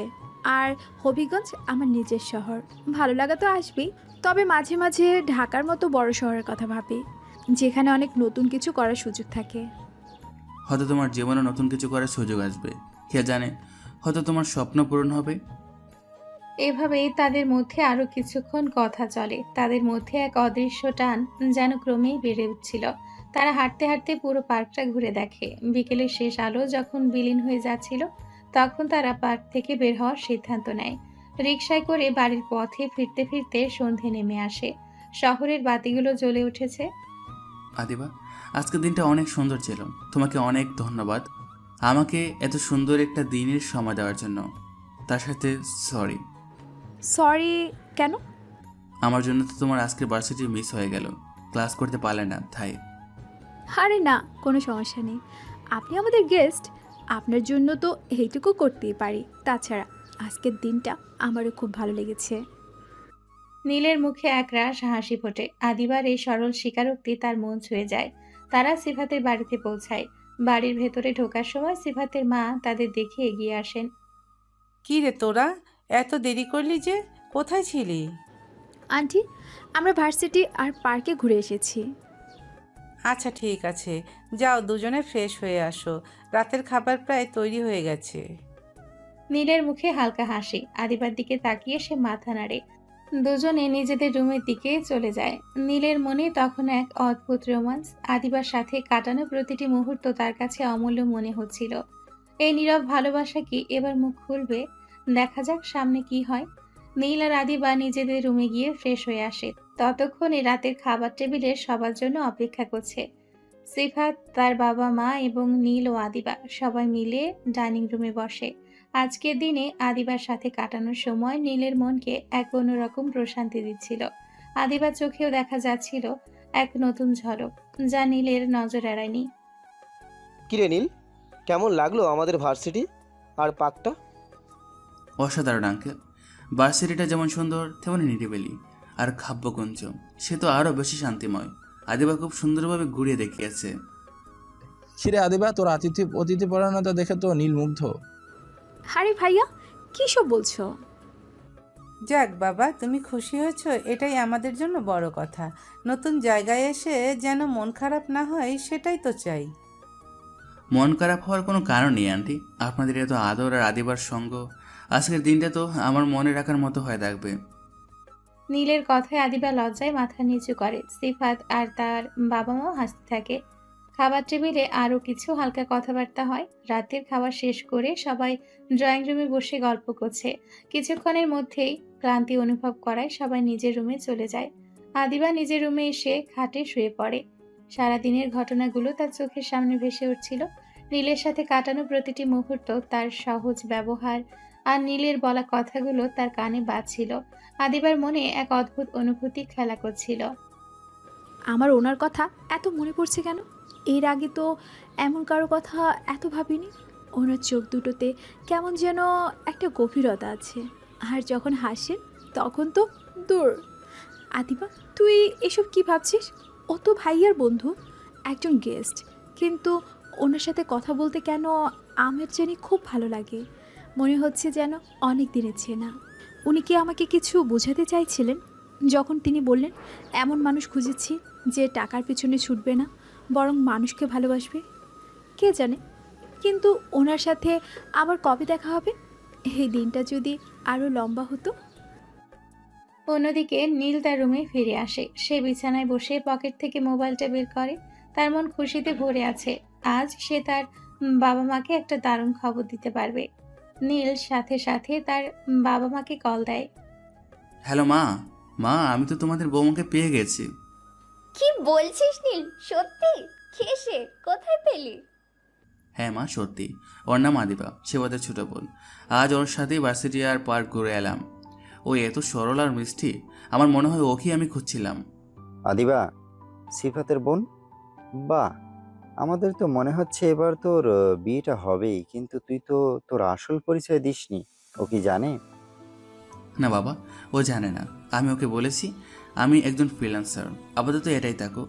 আমি দেখতে চাই ও আমাকে একজন সাধারণ মানুষ হিসেবে কতটা গ্রহণ করে। ওর সাথে কথা বলে মনে হচ্ছে ও সত্যি অসাধারণ, ঠিক যেমনটা তোমরা চেয়েছিলে। আল্লাহর অশেষ রহমত, তাহলে তো খুব ভালো খবর। কবে দেখাবি তাকে আবার? কবে নিয়ে আসবি আমাদের কাছে? আসছে মা, এত তাড়াহুড়ো করো না, সম্পর্কটা কেবল শুরু হচ্ছে। আমি চাইছি সময় নিয়ে এগোতে, আগে ওকে আরও ভালোভাবে চিনি। ঠিক আছে, বুদ্ধিমানের মতো কাজ করছিস।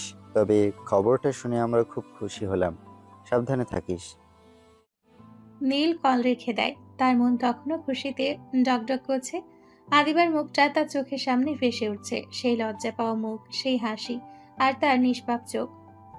তুমি তো আমাকে তোমার মায়ে ফেলে দিলে আদিবা। তোমার এই সরলতা, এই নিষ্পাপ চাহনি আমার সব ক্লান্তি ভুলিয়ে দেয়। মনে হচ্ছে যেন এক নতুন জীবনের পথে পা রেখেছি। এই আন্ডারডগ নীল, যাকে সবাই অবহেলা করত, সে কি সত্যি তোমার ভালোবাসার যোগ্য হবে? আমি জানি না তোমার মনে আমার জন্য কি আছে, কিন্তু আমার মনে তুমি ইতিমধ্যে একটা বিশেষ জায়গা করে নিয়েছো। মনে হচ্ছে আমার এই ছদ্মবেশ হয়তো এবার সঠিক পথেই আমাকে নিয়ে এসেছে।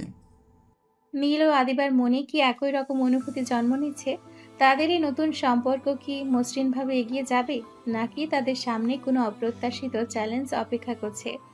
চলুন দর্শকেরা, দেখি সামনে কি হয়। আদিবার সাথে কাটানো সেই প্রথম দিনের পর থেকে নীলের জীবনে এক নতুন ছন্দ আসে। সিফাতের বাড়িতে অতিথি হিসেবে নীল এখন তাদের পরিবারেরই একজন হয়ে উঠেছে।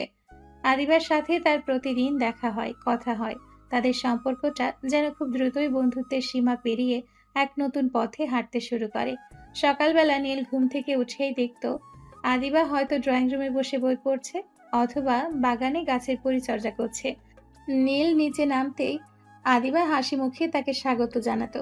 সিফাত তার দোকানে চলে যাওয়ার পর আর সিফাতের বাবা মা তাদের দৈনন্দিন কাজে ব্যস্ত হয়ে পড়লে নীল আর আদিবা নিজেদের মতো করে সময় পেত। তারা দুজনে মিলে প্রতিদিন বিকেলে হাঁটতে বের হতো। কখনো তারা ভার্সিটির ক্যাম্পাসের ভেতরে ঘুরত, কখনো আবার কাব্যকুঞ্জের শান্ত পুকুর ঘাটে বসে গল্প করত। হবিগঞ্জে ছোট ছোট বাজার, পুরনো গলি কিংবা নতুন কোনো চায়ের দোকানে বসে তারা সময় কাটাতো। জানো আদিবা, তোমার সাথে কথা বলতে আমার খুব ভালো লাগে। মনে হয় যেন অনেক দিনের ছেনা। আমারও তাই মনে হয় ভাইয়া, আপনার সাথে সময় কাটাতে আমারও ভালো লাগে। আদিবার এই ভাইয়া ডাকটা নীলের কানে মাঝে মাঝে খটকা লাগলেও সে বুঝতে পারত আদিবার সরলতা। তাদের কথোপকথন আরো গভীর হতে থাকে। তারা একে অপরের স্বপ্ন, ভবিষ্যৎ পরিকল্পনা, ভালো লাগা মন্দ লাগা নিয়ে কথা বলতো। নীল তার ফ্রিল্যান্সিং এর কাজের গল্প শোনাতো, আর আদিবা তার সাহিত্য নিয়ে পড়াশোনার অভিজ্ঞতা বলতো। তারা একে অপরের পছন্দের গান শুনতো, বই নিয়ে আলোচনা করত। একদিন বিকেলে তারা কাব্যকুঞ্জে বসেছিল। সূর্য তখন ডুবছে, আকাশের রং কমলা আর লালে মিশে এক অপূর্ব দৃশ্য তৈরি করেছে। আদিবা, তুমি কখনো ঢাকা যাওনি? না ভাইয়া, এখনো যাওয়া হয়নি, তবে খুব ইচ্ছে করে বড় শহর দেখার। যদি কখনো যাও আমাকে জানিও, আমি তোমাকে পুরো ঢাকা ঘুরিয়ে দেখাবো। সত্যি খুব ভালো লাগবে। তাদের চোখে মুখে তখন এক অন্যরকম স্বপ্ন খেলা করছিল। তাদের এই ঘনিষ্ঠতা সিফাতের বাবা মা লক্ষ্য করছিলেন। তারা মনে মনে খুশি হচ্ছিলেন, কারণ নীলকে তাদের বেশ পছন্দ হয়েছিল। সিফাতও তার বোনের এই পরিবর্তন দেখে কিছুটা অবাক হলেও খুশিই ছিল। এভাবেই কেটে যায় আরো কয়েকটি সুন্দর দিন। নীল আর আদিবা যেন একে অপরের সঙ্গ ছাড়া থাকতে পারত না। তাদের মধ্যে এক গভীর বোঝাপড়া তৈরি হয়েছিল, যা শুধু বন্ধুত্বের চেয়েও বেশি কিছু। নীলের মনে দৃঢ় বিশ্বাস জন্ম নিচ্ছিল যে আদিবাই তার সেই স্বপ্নের মানুষ, যাকে সে এতদিন ধরে খুঁজছিল।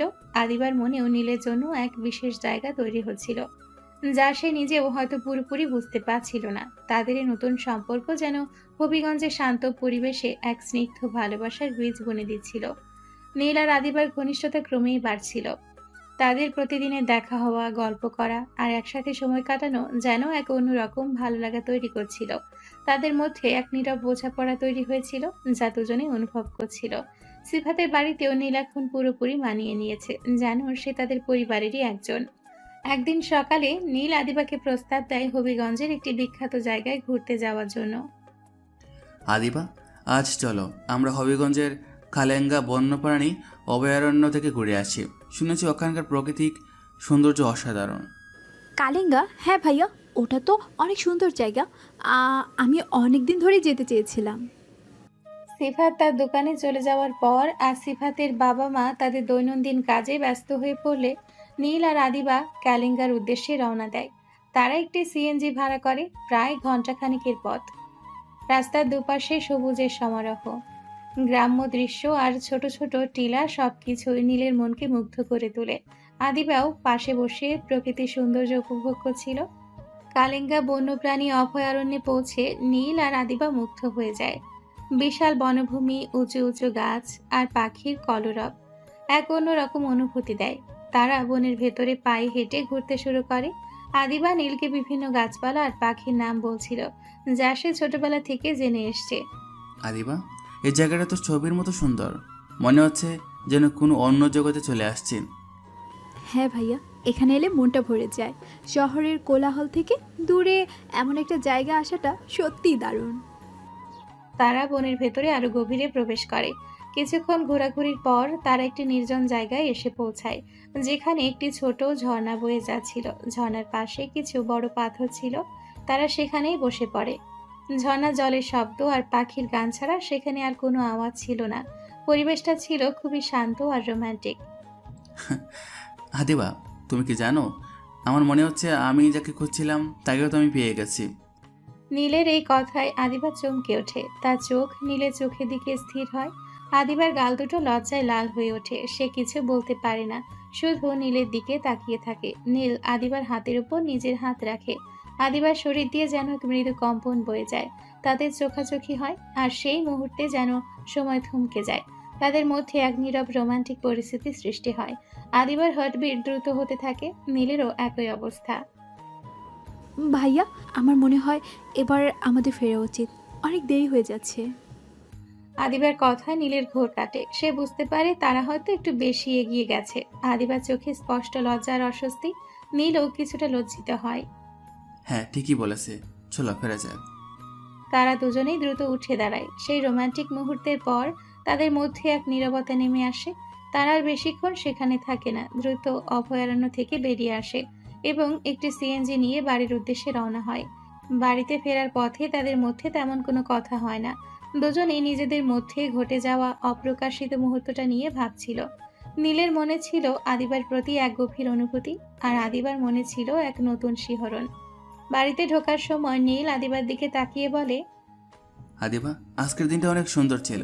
তোমাকে অনেক ধন্যবাদ আমাকে এত সুন্দর একটি দিনের সময় দেওয়ার জন্য। তার সাথে সরি। সরি কেন? আমার জন্য তো তুমি আজকে ভার্সিটি যেতে পারোনি। আর আর ওই যে আরে না, কোনো সমস্যা নেই। আপনি আমাদের গেস্ট, আপনার জন্য তো এইটুকু করতেই পারি। তাছাড়া আজকের দিনটা আমার খুব ভালো লেগেছে। নীলের মুখে একরাশ হাসি ফোটে। আদিবার এই সরল স্বীকারোক্তি তার মন ছুঁয়ে যায়। তারা সিফাতের বাড়িতে পৌঁছায়। বাড়ির ভেতর ঢোকার সময় সিফাতের মা তাদের দেখে এগিয়ে আসেন। কিরে তোরা এত দেরি করলি যে, কোথায় ছিলি? আন্টি, আমরা কালিঙ্গা অভয়ারণ্যে গিয়েছিলাম। আচ্ছা ঠিক আছে, যাও দুজনে ফ্রেশ হয়ে আসো, রাতে খাবার প্রায় তৈরি হয়ে গেছে।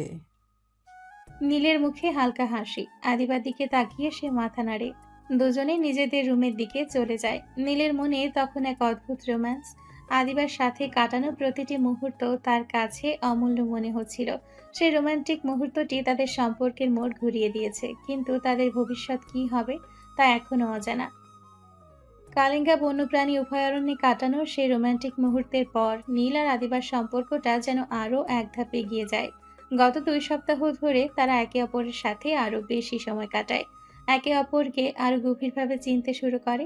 নীলের প্রতি আদিবার অনুভূতিগুলো ক্রমেই স্পষ্ট হয়ে উঠছিল, যা নীলে নজর এড়ায়নি। আদিবার পরিবারের সাথে, বিশেষ করে সিফাতের বাবা মায়ের সাথেও নীলের সম্পর্ক খুব ভালো হয়ে যায়। তারা নীলকে নিজেদের ছেলের মতোই দেখতেন। কিন্তু এই সুন্দর দিনগুলোর আড়ালে নীলের মনে একটা চাপা টেনশন কাজ করছিল। তার নিজের ব্যবসার কথা মনে পড়ছিল। নীলের অফিসে অনেকগুলো গুরুত্বপূর্ণ ডিল জমে আছে। এই সপ্তাহের মধ্যে যদি সে অফিসে না ফিরে, তাহলে কোম্পানির একটা বড় ক্ষতির মুখে পড়ার সম্ভাবনা আছে।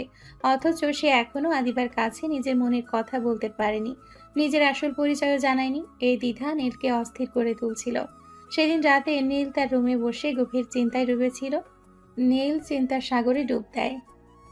আমার কি এখন চলে যাওয়া ঠিক হবে? না না, আমি তো আদিবাকে ভালোবেসে ফেলেছি। তাহলে এখন কি করব? কোম্পানি না হয় সামলানো যাবে, কিন্তু আদিবাকে ছেড়ে যাওয়া আমার পক্ষে সম্ভব নয়। না, আমি আদিবাকে ছেড়ে যেতে পারবো না। আমি ওকে আপন করে নিব, তারপরে এই শহর ছাড়বো। কিন্তু তো তাড়াহুড়ো করে কি সব কিছু হবে? আদিবা কি রাজি হবে? নীল আর দেরি না করে সঙ্গে সঙ্গে তার বাবাকে কল করে। হে বাবা, কেমন আছো? অবস্থা কেমন সেটা তো তোর জানাই আছে, আর জিজ্ঞেস করিস না। তোর জন্য অনেক ডিল আটকে আছে, কোম্পানিটা বসে যাচ্ছে বাবা। বাবা, আমি একটা সিদ্ধান্ত নিয়েছি। কি সিদ্ধান্ত? বাবা, আমি এখন না চাইলেও আমার ঢাকাতে ব্যাক করতে হবে, কিন্তু আমি তার আগে একটা কাজ করে ফিরতে চাই। কি কাজ? আমি ভাবছি আদিবাকে বিয়ে করে একেবারে বাড়িতে ফিরবো। নীলের বাবা অন্য প্রান্ত থেকে কিছুক্ষণ চুপ করে থাকে, যেন কথাটি হজম করার চেষ্টা করছেন। কথাটা মন্দ না, কিন্তু আদিবা কি রাজি হবে এত কম সময়ের মধ্যে? আমার যতটুকু মনে হয় ও আমাকে পছন্দ করে, তাই প্রথমে কোনো সমস্যা হলেও পরে ঠিক হয়ে যাবে। আমি ওকে সব বুঝিয়ে বলবো। তো এখন কি করতে চাস বল? তুমি আর মা কালকে সিলেটে চলে আসো, রিমিকেও নিয়ে এসো। এখানে এসে আদিবার বাবা মায়ের সাথে কথা বলে কালকেই সম্ভব হলে বিয়ে করে নেব। আমি আর অপেক্ষা করতে পারছি না। ঠিক আছে, তাহলে তোর মাকেও বলি, সে তো এই খবরের জন্য অধীর আগ্রহে বসে আছে। আমরা কালকেই আসছি। নীল ফোন কেটে দেয়। সে খাটে বসে চোখ বন্ধ করে। তার মনে তখন একরাশ অজানা প্রশ্ন আর উদ্বেগ। জানি না কাল কি হবে। সব কিছু কি সহজভাবে হয়ে যাবে? আদিবা কি আমাকে মেনে নেবে, নাকি আমার এই হুটহাট করে নেওয়া সিদ্ধান্ত ওকে অবাক করে দেবে? যদি ও রাজি না হয় তখন কি হবে? আর আমার আসল পরিচয় যখন জানবে তখন কি রিয়াকশন হবে ওর? সব মিলিয়ে একটা বড় ঝুঁকি নিতে চলেছি, কিন্তু আদিবাকে ছাড়া আমি এখন আর কিছু ভাবতে পারছি না। নীলের পরিবার কি সঠিক সময়ে এসে পৌঁছাতে পারবে? আদিবা কি নীলের এই হঠাৎ বিয়ের প্রস্তাবে রাজি হবে? তাদের বিবাহিত জীবন কি সুন্দরভাবেই শুরু হবে? পরের দিন সকালটা ছিল নীলের জীবনে এক নতুন অধ্যায়ের সূচনা। তার মনে ছিল এক অদ্ভুত মিশ্র অনুভূতি। একদিকে আদিবাকে নিজের করে পাওয়ার তীব্র আকাঙ্ক্ষা, অন্যদিকে পরিবারের সামনে নিজের আসল পরিচয় প্রকাশ্যে চাপা উত্তেজনা। ঘুম থেকে উঠে নীল সবাইকে বলে দিয়েছে যে আজ যেন কেউ বাড়ির বাইরে না যায়। তার বাবা মা এবং রিমি আসবে, তাদের সাথে কিছু গুরুত্বপূর্ণ আলোচনা আছে। নীল ফ্রেশ হয়ে নাস্তা সারে, কিন্তু তার মনটা ছিল অস্থির। বারবার ঘড়ির দিকে তাকাচ্ছিল সে, সময় যেন কাটছিলই না। সিফাত আর তার বাবা মা নীলের এই অস্থিরতা লক্ষ্য করলেও কিছু বলেন না। হয়তো ভাবছেন সে কোনো জরুরি কাজের জন্য অপেক্ষা করছে। অবশেষে সকাল 10টা নাগাদ নীল আর দেরি না করে বাসা থেকে বেরিয়ে আসে। তার বাবা মা যে কোনো মুহূর্তে পৌঁছে যাবে। সে দ্রুত বাস স্টেশনের দিকে হাঁটে, কারণ তাদের গাড়িটা আসার কথা ছিল সেখানেই। নীল যখন বাস স্ট্যান্ডের কাছাকাছি পৌঁছায়, তখনই সে তাদের পরিচিত ফ্যামিলির কারটি দেখতে পায়। গাড়িটা তার দিকে এগিয়ে আসছিল। নীলের বুকের ভেতরটা ধুকধুক করে ওঠে। তার জীবনের সবচেয়ে বড় সিদ্ধান্তগুলোর একটা আজ বাস্তবায়িত হতে চলেছে। গাড়িটা নীলের সামনে এসে থামতে নীল দ্রুত গিয়ে ফ্রন্ট সিটে বসে পড়ে। পেছনে রিমি আর তার মা হাসি মুখে বসে আছেন। ভাইয়া, আমার ভাবি যদি কিউট না হয় তাহলে কিন্তু তোমার খবর আছে। আমি কিন্তু সব শর্ত বলে রেখেছি। আহারে চুপ করো তো। আমার ছেলের পছন্দ দেখবি, সবচেয়ে সুন্দরী হবে আমার বৌমা। আমার মন বলছে নীল এবার সঠিক পছন্দটাই করেছে। নীলের মুখে একরাশ হাসি ফোটে। তার মা বোনের এই উচ্ছ্বাস তার মনে সাহস যোগায়।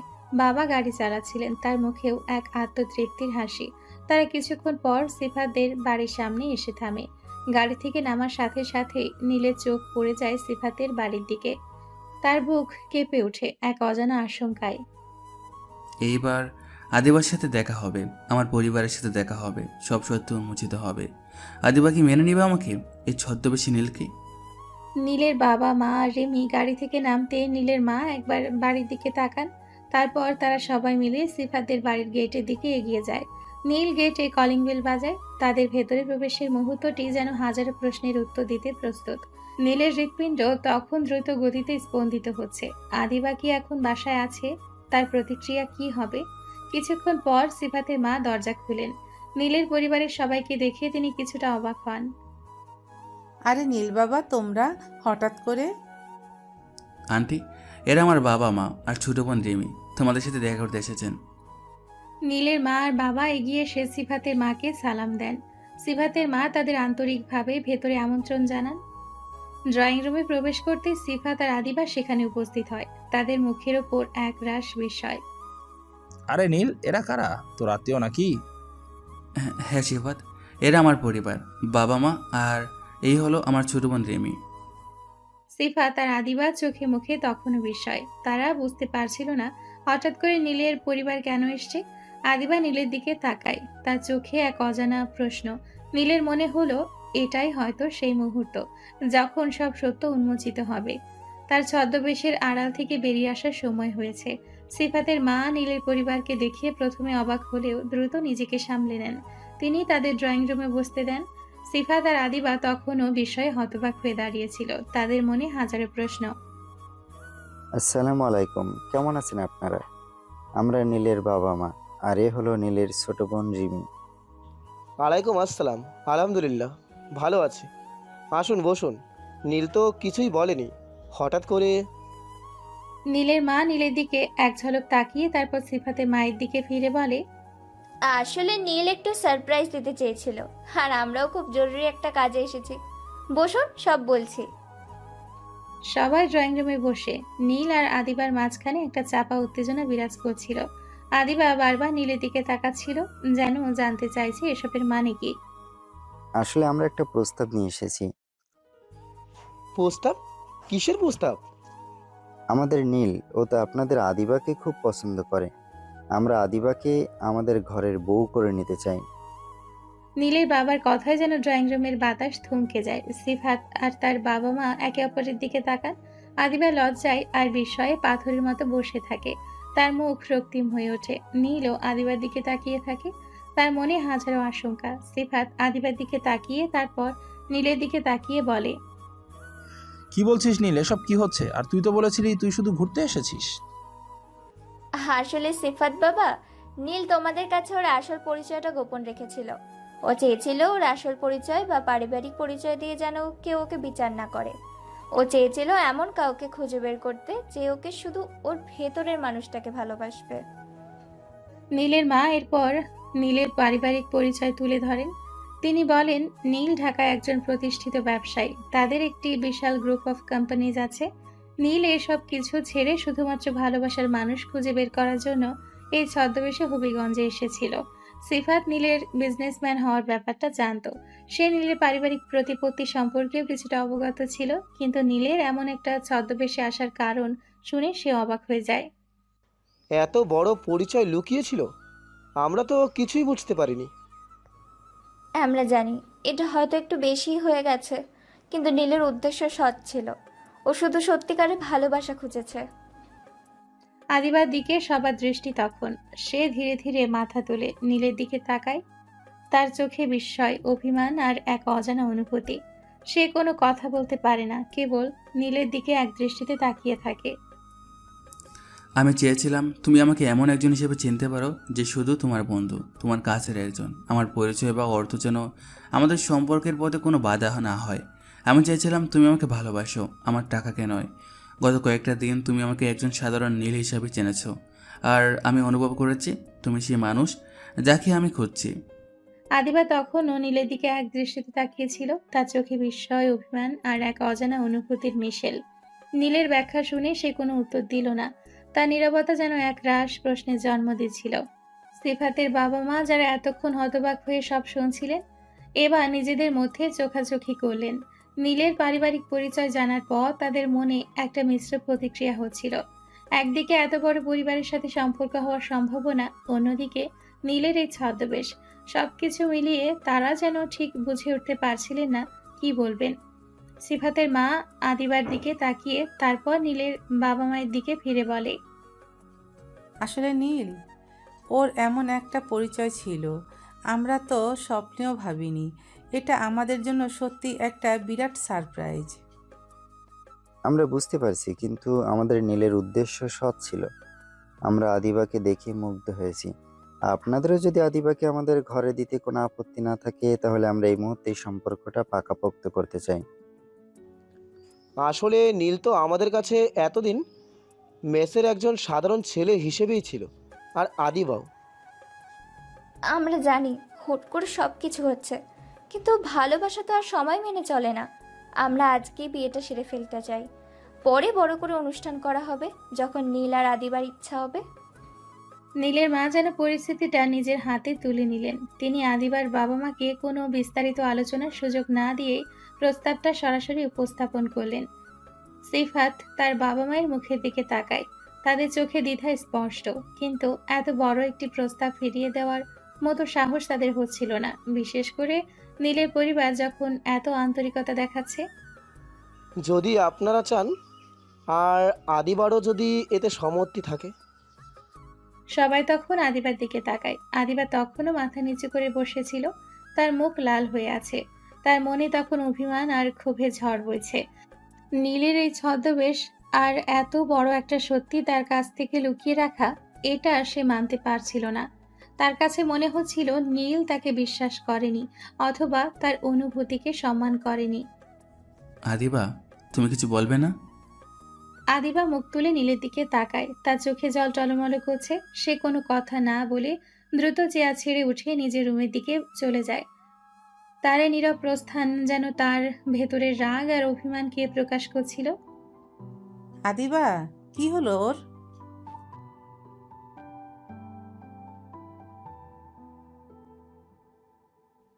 আদিবা চলে যাওয়ার পর পরিবারের সবাই মিলে বিয়ের ব্যাপারে আলোচনা শুরু করে। আদিবার বাবা মা হয়তো কিছুটা দ্বিধাগ্রস্ত ছিলেন, কিন্তু নীলের পরিবারের চাপ এবং নিজেদের সামাজিক অবস্থান বিবেচনায় তারা শেষ পর্যন্ত রাজি হয়ে যান যে আজকে রেজিস্ট্রি করে বিয়েটা সম্পন্ন করা হবে এবং পরে বড় করে অনুষ্ঠান করা হবে। অন্যদিকে আদিবা নিজের রুমে ঢুকে দরজা বন্ধ করে দেয়। সে খাটে শুয়ে পড়ে, তার চোখে জল গড়িয়ে পড়ছে। কি করে পারলেন তিনি এমনটা করতে? আমাকে একজন সাধারণ মেয়ে ভেবে এই মেয়েকি পরিচয় নিয়ে আমার সাথে মিশেছেন। আমার অনুভূতিগুলো কি তার কাছে কি খেলনা ছিল? তিনি কি আমাকে বিশ্বাস করেননি? এত বড় একটা সত্য আমার কাছ থেকে লুকিয়ে রাখলেন। আমি এত সরল, ছি! আর এখন কি হুট করে বিয়ে? আমি কি এখন তাদের সব কথা মেনে নেব? এই বিয়েতে কি আমার কোনো মতামতের মূল্য নেই? আমার মনে যা আছে তাকে কখনো বুঝাতে পারবো? আদিবা নিজের রুমে ঢুকে দরজা বন্ধ করে দিয়েছিল। তার মনে তখন অভিমান আর ক্ষোভের ঝড় বইছে। নীলের এই ছদ্মবেশ আর হঠাৎ করে বিয়ের প্রস্তাব, সবকিছু মিলিয়ে সে মানসিকভাবে বিধ্বস্ত। কিছুক্ষণ পর দরজায় টোকা পড়ে। আদিবা সাড়া দেয় না, আবারও টোকা পড়ে। আদিবা, মা দরজা খোল। আদিবা অনিচ্ছা সত্ত্বেও দরজা খুলে। তার মা ঘরে ঢুকেন, মুখে উদ্বেগের ছাপ। কি হয়েছে মা, হঠাৎ করে এভাবে চলে এলি যে? কিছু না মা। কিছু না মানে? তুই কি রেগে আছিস? হ্যাঁ, আমি রেগে আছি। নীল ভাইয়া কেন আমাকে সত্যিটা বলেনি? কেন আমার সাথে এমন লুকোচুরি করলো? আর হুট করে বিয়ের কথা, আমার মতামত কি সেটা তো কেউ জানতেও চাইলো না। জানি মা, তুই কষ্ট পেয়েছিস, কিন্তু নীল তোকে ঠকাতে চায়নি। ও শুধু চেয়েছিল সত্যিকারের ভালোবাসা পেতে। ওকে ভুল বুঝিস না। আর শোন, রেডি হয়ে নে মা, সন্ধ্যার দিকে কাজে আসবে। কাজে আসবে মানে কি? আমি এ বিয়ে করব না। আদিবা, এসব কি বলছিস? তোর বাবা এ সম্পর্কে অনেক খুশি হয়েছেন। নীলের পরিবার অনেক বড় ভালো মানুষ। এখন তুই যদি রাজি না হোস, তাহলে তোর বাবা অনেক কষ্ট পাবে। সমাজে আমাদের মান সম্মান থাকবে না। তাছাড়াও নীল ছেলেটা তো অনেক ভালো। আমরা তো দেখছি কদিন ধরে ও তোকে কতটা ভালোবাসে, ও তোর কতটা খেয়াল রাখে। ও এমন কিছু করবে না যাতে তোর জন্য খারাপ হবে। নীলের বাবা মায়ের সাথেও কথা বলে বুঝলাম ওনারাও অনেক ভালো। আদিবা আর কিছু বলতে পারে না। মায়ের কথায় সে চুপ হয়ে যায়। বাবার কষ্ট আর সমাজের মান সম্মানের কথা শুনে তার ভেতরের রাগটা যেন কিছুটা দমে আসে। সে বুঝতে পারে তার হাতে খুব বেশি কিছু করার নেই।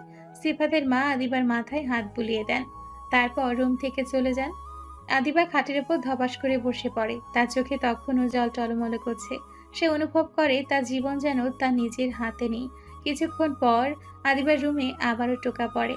এবার দরজা খুলে একজন হাসি খুশি চঞ্চল মেয়ে ভেতরে প্রবেশ করে। সে হলো রিমি, নীলের ছোট বোন। রিমির মুখে একরাশ হাসি, যেন সে কোনো দুষ্টুমি করার সুযোগ খুঁজছে। হ্যালো ভাবি, আমি রিমি, তোমার একমাত্র ননদ। আদিবা রিমির দিকে তাকায়। রিমির সরল হাসি দেখে আদিবার মনটা কিছুটা নরম হয়। সে কিছু বলতে পারে না। আরে বাবা, অমন গম্ভীর হয়ে আছো কেন? আমি তো শুনেছি আমার ভাবিটা অনেক ভালো আর খুব সুন্দরী। তাছাড়া আন্টি বলো তুমি নাকি সবার সাথে মেশো, তাহলে আমার সাথে কথা বলছো না কেন? আমাকে কি তোমার ভালো লাগেনি? আরে না না, তেমন কিছু না। আসলে হঠাৎ করে বিয়ে, বুঝতেই তো পারছিস, মানসিকতার একটা ব্যাপার আছে। আরে এত টেনশন করো না তো, নিজের বিয়ে তাই আনন্দ করো। বিয়ে করে আমাদের বাড়িতে চলো, তারপর আমরা দুই বোন মিলেই ভাইয়াকে জ্বালাবো, কি বলো? জ্বালাবো মানে? আরে বাবা, ভাইয়াকে তো আমি ছোটবেলা থেকেই চালাই, এখন তুমিও আমার সাথে যোগ দেবে। জানো ভাইয়া তোমাকে কতটা ভালোবাসে, আমাকে সব বলেছে, সারাক্ষণ তোমার গল্পই করতো। রিমির কথায় আদিবার ঠোঁটে এক ফালি হাসি দেখা যায়। রিমির প্রাণোচ্ছলতা যেন আদিবার ভেতরে চাপা কষ্ট কিছুটা হলেও ভুলিয়ে দেয়।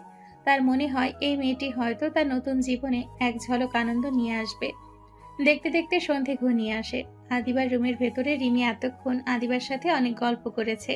রিমির প্রাণোচ্ছলতা আর সরলতায় আদিবাও রিমির সাথে কিছুটা ফ্রি হয়ে গিয়েছে। তাদের মধ্যে হাসি গল্প চলছিল। যখনই আদিবার মা সেখানে এসে দরজায় টোকা দেন। রিমিমা, আদিবাকে নিয়ে নিচে আসো, কাজে চলে এসেছে। এটা শুনে আদিবার মনটা যেন আবার গম্ভীর হয়ে যায়। তার মুখে সেই হাসিটা মিলিয়ে যায়। সে রিমির দিকে তাকায়। রিমির চোখে তখনও উৎসাহ আর আনন্দ। আদিবা একটা গভীর শ্বাস নেয়, যেন নিজেকে প্রস্তুত করছে এক নতুন বাস্তবতার জন্য। চলো ভাবি, তুমি তো আজ অনেক সুন্দর করে সেজেছো, আমার ভাইয়া তো তোমাকে দেখে ফিদা হয়ে যাবে। আদিবা কিছু না বলে রিমির সাথে নিচে যায়। আদিবাকে আজ অনেক সুন্দরভাবে সাজানো হয়েছে। হালকা মেকআপ আর শাড়ি, যা তার প্রাকৃতিক সৌন্দর্যকে আরো বাড়িয়ে তুলেছে। তার চোখে তখনও এক মিশ্র অনুভূতি, কিন্তু বাইরে থেকে তাকে শান্তই দেখাচ্ছিল। নিচের ড্রয়িং রুমে নীলের পরিবার, সিফাতের পরিবার এবং কাজী সাহেব উপস্থিত ছিলেন। নীল অধীর আগ্রহে আদিবার জন্য অপেক্ষা করছিল। আদিবাকে দেখে নীলের চোখ দুটো উজ্জ্বল হয়ে ওঠে। রিমি আদিবাকে নিয়ে নীলের পাশে বসিয়ে দেয়। নীলের দিকে আদিবার একবার চোখাচোখি হয়, তারপর সে দ্রুত চোখ নামিয়ে নেয়। কাজী সাহেব এরপর বিয়ে পড়ানো শুরু করে। পবিত্র কোরআনের আয়াত পাঠ করা হয়, তারপর বিয়ের শর্তাবলী ব্যাখ্যা করা হয়। এরপর আসে সেই মাহেন্দ্রক্ষণ। বর নীল আহমেদ, আপনি কি আদিবা ইসলামকে স্ত্রী হিসেবে কবুল করছেন? তাহলে বলুন কবুল। কবুল। কনে আদিবা ইসলাম, আপনি কি নীল আহমেদকে আপনার স্বামী হিসেবে কবুল করছেন? তাহলে বলুন কবুল। আদিবা একটু দেরি করে। তার মনে তখনও দ্বন্দ্ব চলছে। তার বাবা মায়ের মুখগুলো তার চোখের সামনে ভেসে ওঠে। মায়ের বলা কথাগুলো তার কানে বাজে। সে একটা দীর্ঘশ্বাস ফেলে, তারপর খুব নিচু স্বরে বলে, কবুল। আদিবার কবুল বলার সাথে সাথে রুমের ভেতরে উপস্থিত সবাই একযোগে আলহামদুলিল্লাহ বলে ওঠে। সবার মুখে তখন স্বস্তির হাসি। নীলের মুখে একরাশ আনন্দ। সে আদিবার দিকে তাকিয়ে মৃদু হাসে, যেন তাকে আশ্বস্ত করছে। বিয়ের আনুষ্ঠানিকতা সম্পূর্ণ হয়। নীল আর আদিবা এখন স্বামী স্ত্রী। এরপর মিষ্টি মুখের পর্ব চলে। নীলের মা আদিবাকে কাছে টেনে নিয়ে আদর করেন, তার মাথায় হাত বুলিয়ে দেন। রিমির আনন্দ দেখে কে, সে আদিবার পাশে বসে হাসি মুখে গল্প করতে শুরু করে। সিফাতের বাবা মাও খুশি হন, যদিও তাদের মনে এখন নীলের আসল পরিচয় নিয়ে কিছুটা বিস্ময় রয়ে গেছে। বিয়ের সকল কাজ সুন্দরভাবে শেষ হয়ে যায়। চারিদিকে উৎসবের রেশ। নতুন সম্পর্কের বাঁধনে সবাই খুশি। আদিবাকে নিয়ে যাওয়া হয় তার নিজের সাজানো রুমে। সিফাত রুমটা খুব সুন্দর করে সাজিয়েছে। ফুল আর নরম আলোতে এক স্বপ্নীল পরিবেশ তৈরি হয়েছে। কিন্তু আদিবার মনে তখনও এক চাপা কষ্ট আর অভিমান ছিল। সে বিছানার ওপরে ঘুমটা টেনে বসে আছে। আদিবা মনে মনে বলে, কেন এত মন খারাপ করছি? উনি আসলে আমাকে অনেক ভালোবাসেন, তাই আমাকে ছেড়ে চলে যেতে চাননি, তাই আমাকে বিয়ে করে নিয়েছেন। আমি নিজেও তো অনেকে পছন্দ করি, তাহলে কেন আমি মন খারাপ করছি? এই লুকোচুরি ব্যাপারটা ছাড়া আর কোনো কিছুতে তো সমস্যা নেই, কিন্তু কেন তিনি আমাকে বিশ্বাস করলেন না? কেন সবটা লুকিয়ে রাখলেন? আদিবা মনে মনে কথাগুলো বলছিল, তখনই দরজা খুলে নীল রুমে প্রবেশ করে। আদিবা একটু নড়ে চড়ে বসে, তার হৃদস্পন্দন বেড়ে যায়। নীল দরজাটি বন্ধ করে দিয়ে এসে বিছানায় আদিবার পাশে বসে। নীল যখনই আদিবার হাত ধরতে যাবে তখনই আদিবা ঝট করে হাত সরিয়ে নেয়। কি হয়েছে আদিবা? কি হয়েছে মানে? আপনি আমাকে জোর করে বিয়ে করেছেন, তারপরও আমার কাছে আসছেন। আপনার কি লজ্জা করে না? জোর করে বিয়ে করেছি মানে? আদিবা, আমি তোমাকে ভালোবাসি। আমি চেয়েছিলাম তুমি আমাকে একজন সাধারণ মানুষ হিসাবেই ভালোবাসো, আমার টাকাকে নয়। আমি চাইনি আমার পরিচয়ের জন্য আমাদের সম্পর্কটার শুরুটা ভুল বোঝাবুঝির মধ্যে দিয়ে হোক। ভালোবাসেন? তাহলে কেন আমার সাথে লুকোচুরি করলেন? কেন সত্যিটা বললেন না? আপনি কি আমাকে বিশ্বাস করেননি? মনে করেননি যে আমি আপনাকে আপনার মতো করে ভালোবাসতে পারবো? আদিবা প্লিজ এমন বলো না। আমি তোমাকে বিশ্বাস করি আর ভালোবাসি বলেই তো সব ছেড়ে তোমার কাছে এসেছি। আমার একটাই ভয় ছিল, যদি তুমি আমার পরিচয় জানার পর আমাকে অন্য চোখে দেখো। আমি চেয়েছিলাম আমার ভালোবাসাটা যেন শর্তহীন হয়। শর্তহীন? তাহলে এই যে হুট করে বিয়ে, এর পিছনে কি আপনার কি কোনো শর্ত ছিল না? না দিবা, কোনো শর্ত ছিল না। আমি শুধু তোমাকে হারাতে চাইনি। আমার অবশ্যই অনেক কাজ জমে আছে, আমাকে ফিরতেই হবে, আর আমি তোমাকে ছাড়া ফিরতে চাইনি। তাই এত দ্রুত এই সিদ্ধান্ত। আমি জানতাম তোমাকে ছেড়ে গেলে আমার পক্ষে থাকা সম্ভব হবে না। ঠিক আছে, আপনার এতই যখন কাজ, তাহলে আপনি আপনার কাজ নিয়ে থাকুন। আমার কাছে আসার দরকার নেই। দয়া করে আমাকে আর ডিস্টার্ব করবেন না, আমি ঘুমাবো। আদিবা শুয়ে পড়লে নীল যখনই তার পাশে শুতে যাবে তখনই আদিবা বলে, এই, আপনি বিছানায় আসছেন কেন? বিছানায় না আসলে আমি শুভ কোথায়? আপনি সোফায় ঘুমাবেন। ঠিক আছে আদিবা, তাহলে তুমি বিছানায় শুয়ে পড়ো, আমি সোফায় শুয়ে যাচ্ছি। নীল তখন বিছানা থেকে উঠে সোফার দিকে যাবে, তখনই আদিবা নীলের হাত ধরে টান দেয় এবং সঙ্গে সঙ্গে তার গালে একটি থাপ্পড় বসিয়ে দেয়। থাপ্পড়টা একটু জোরেই ছিল। নীল তো গালে হাত দিয়ে দাঁড়িয়ে যায়, হতবাক হয়ে আদিবার দিকে তাকায়। সে বুঝতে পারছে না আদিবা তাকে কেন থাপ্পড় দিল। আদিবা, তুমি আমাকে মারলে কেন? তোকে মারবো না তো কি আদর করবো নাকি? একটু রাগ দেখিয়েছি, আর তুই রাগ না ভাঙিয়ে বলছিস সোফায় ঘুমাবি? যা যা, সোফায় যা। আমি যদি তোর হাত পা ভেঙে গুরু গুরু না করেছি, তাহলে আমার নাম আদিবা না। আল্লাহ, এটা আমি কাকে বিয়ে করলাম যে কিনা বলছে তার স্বামীর হাত পা ভেঙে গুঁড়ো করে দিবে? কোথায় ভেবেছিলাম একটু জড়িয়ে ধরবি, না হলে কিস করে রাগ ভাঙাবি, আর তুই সোফায় ঘুমাবি? এমন স্বামীকে কে ভালোবাসে? নীলের মুখে তখন একরাশ দুষ্টু হাসি। সে বুঝতে পারে আদিবার রাগ আসলে ভালোবাসারই প্রকাশ। নীল তখনই আদিবার কোমরে হাত দিয়ে টান দিয়ে তাকে কাছে টেনে নেয়। আমার কিউট বউটা যে এত রাগী, সেটা তো আগে জানতাম না। আগে জানলে হয়তো কি বল বল। আগে জানলে হয়তো অন্য কাউকে বিয়েটা করে নিতাম। আদিবা তখন আর নিজেকে ধরে রাখতে পারে না। রাগে তার চোখ মুখ লাল হয়ে যায়। সে নীলের গলা চেপে ধরে, যদিও সেটা হালকাভাবেই। অন্য কাউকে বিয়ে করার খুব শখ, তাই না? দাঁড়া। নীল হাসতে হাসতে তখনই আদিবাকে কোলে তুলে নেয়। উফ, এত রেগে যাও কেন বলো তো? আমি তো মজা করছিলাম। তোর মজা নিয়ে তুই থাক, আমার সাথে কথা বলবি না। নীল তখন আদিবার মুখটা তার দিকে ফিরিয়ে আলতো করে আদিবার ঠোঁটে ঠোঁট ডুবিয়ে দেয়।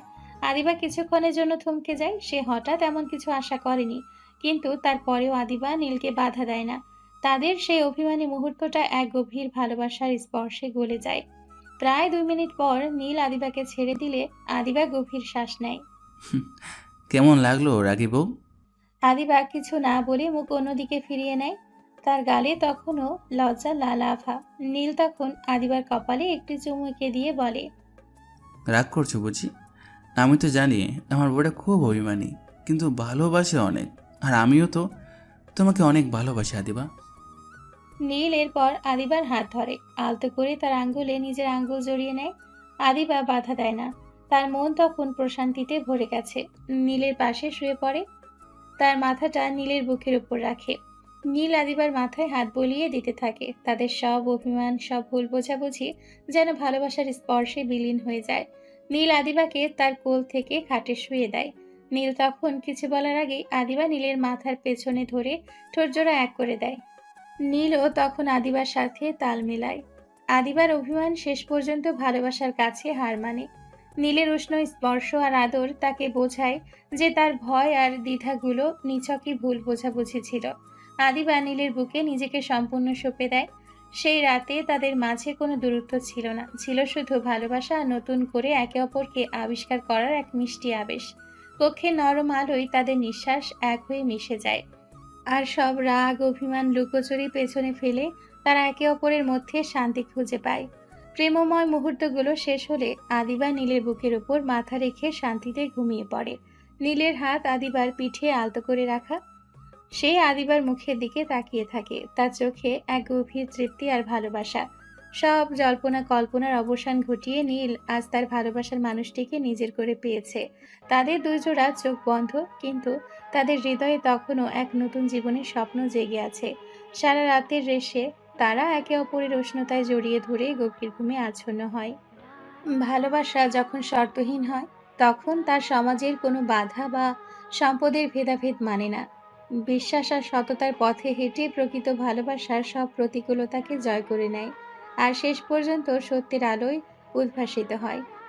এই গল্পে নীল তার ভালোবাসার জন্য ছদ্মবেশ ধারণ করেছিল, আর আদিবা তার সরলতা দিয়ে সেই ভালোবাসার সঠিক মূল্য বুঝতে পেরেছিল। এই গল্পটি আমাদের অনেক কিছু শেখায়। প্রকৃত ভালোবাসা অর্থ বা পদমর্যাদা দেখে না। নীল তার আর্থিক সচ্ছলতা লুকিয়ে যে ভালোবাসার সন্ধান করেছিল তা প্রমাণ করে যে আসল প্রেম হৃদয় থেকে আসে, সামাজিক অবস্থান থেকে নয়। আন্তরিকতা ও বিশ্বাস সম্পর্ককে মজবুত করে। যদিও শুরুতে ভুল বোঝাবুঝি ছিল, কিন্তু নীলের ভালোবাসার আন্তরিকতা শেষ পর্যন্ত আদিবার মন জয় করতে সক্ষম হয়। নিজের ভেতরের মানুষকে চিনতে শেখা এই গল্প আমাদের শেখায় যে কাউকে বিচার করার আগে তার বাইরের আবরণ নয়, বরং ভেতরের সত্তাকে উপলব্ধি করা জরুরি। তো প্রিয় দর্শকরা, আজকের গল্প এখানে শেষ হলো।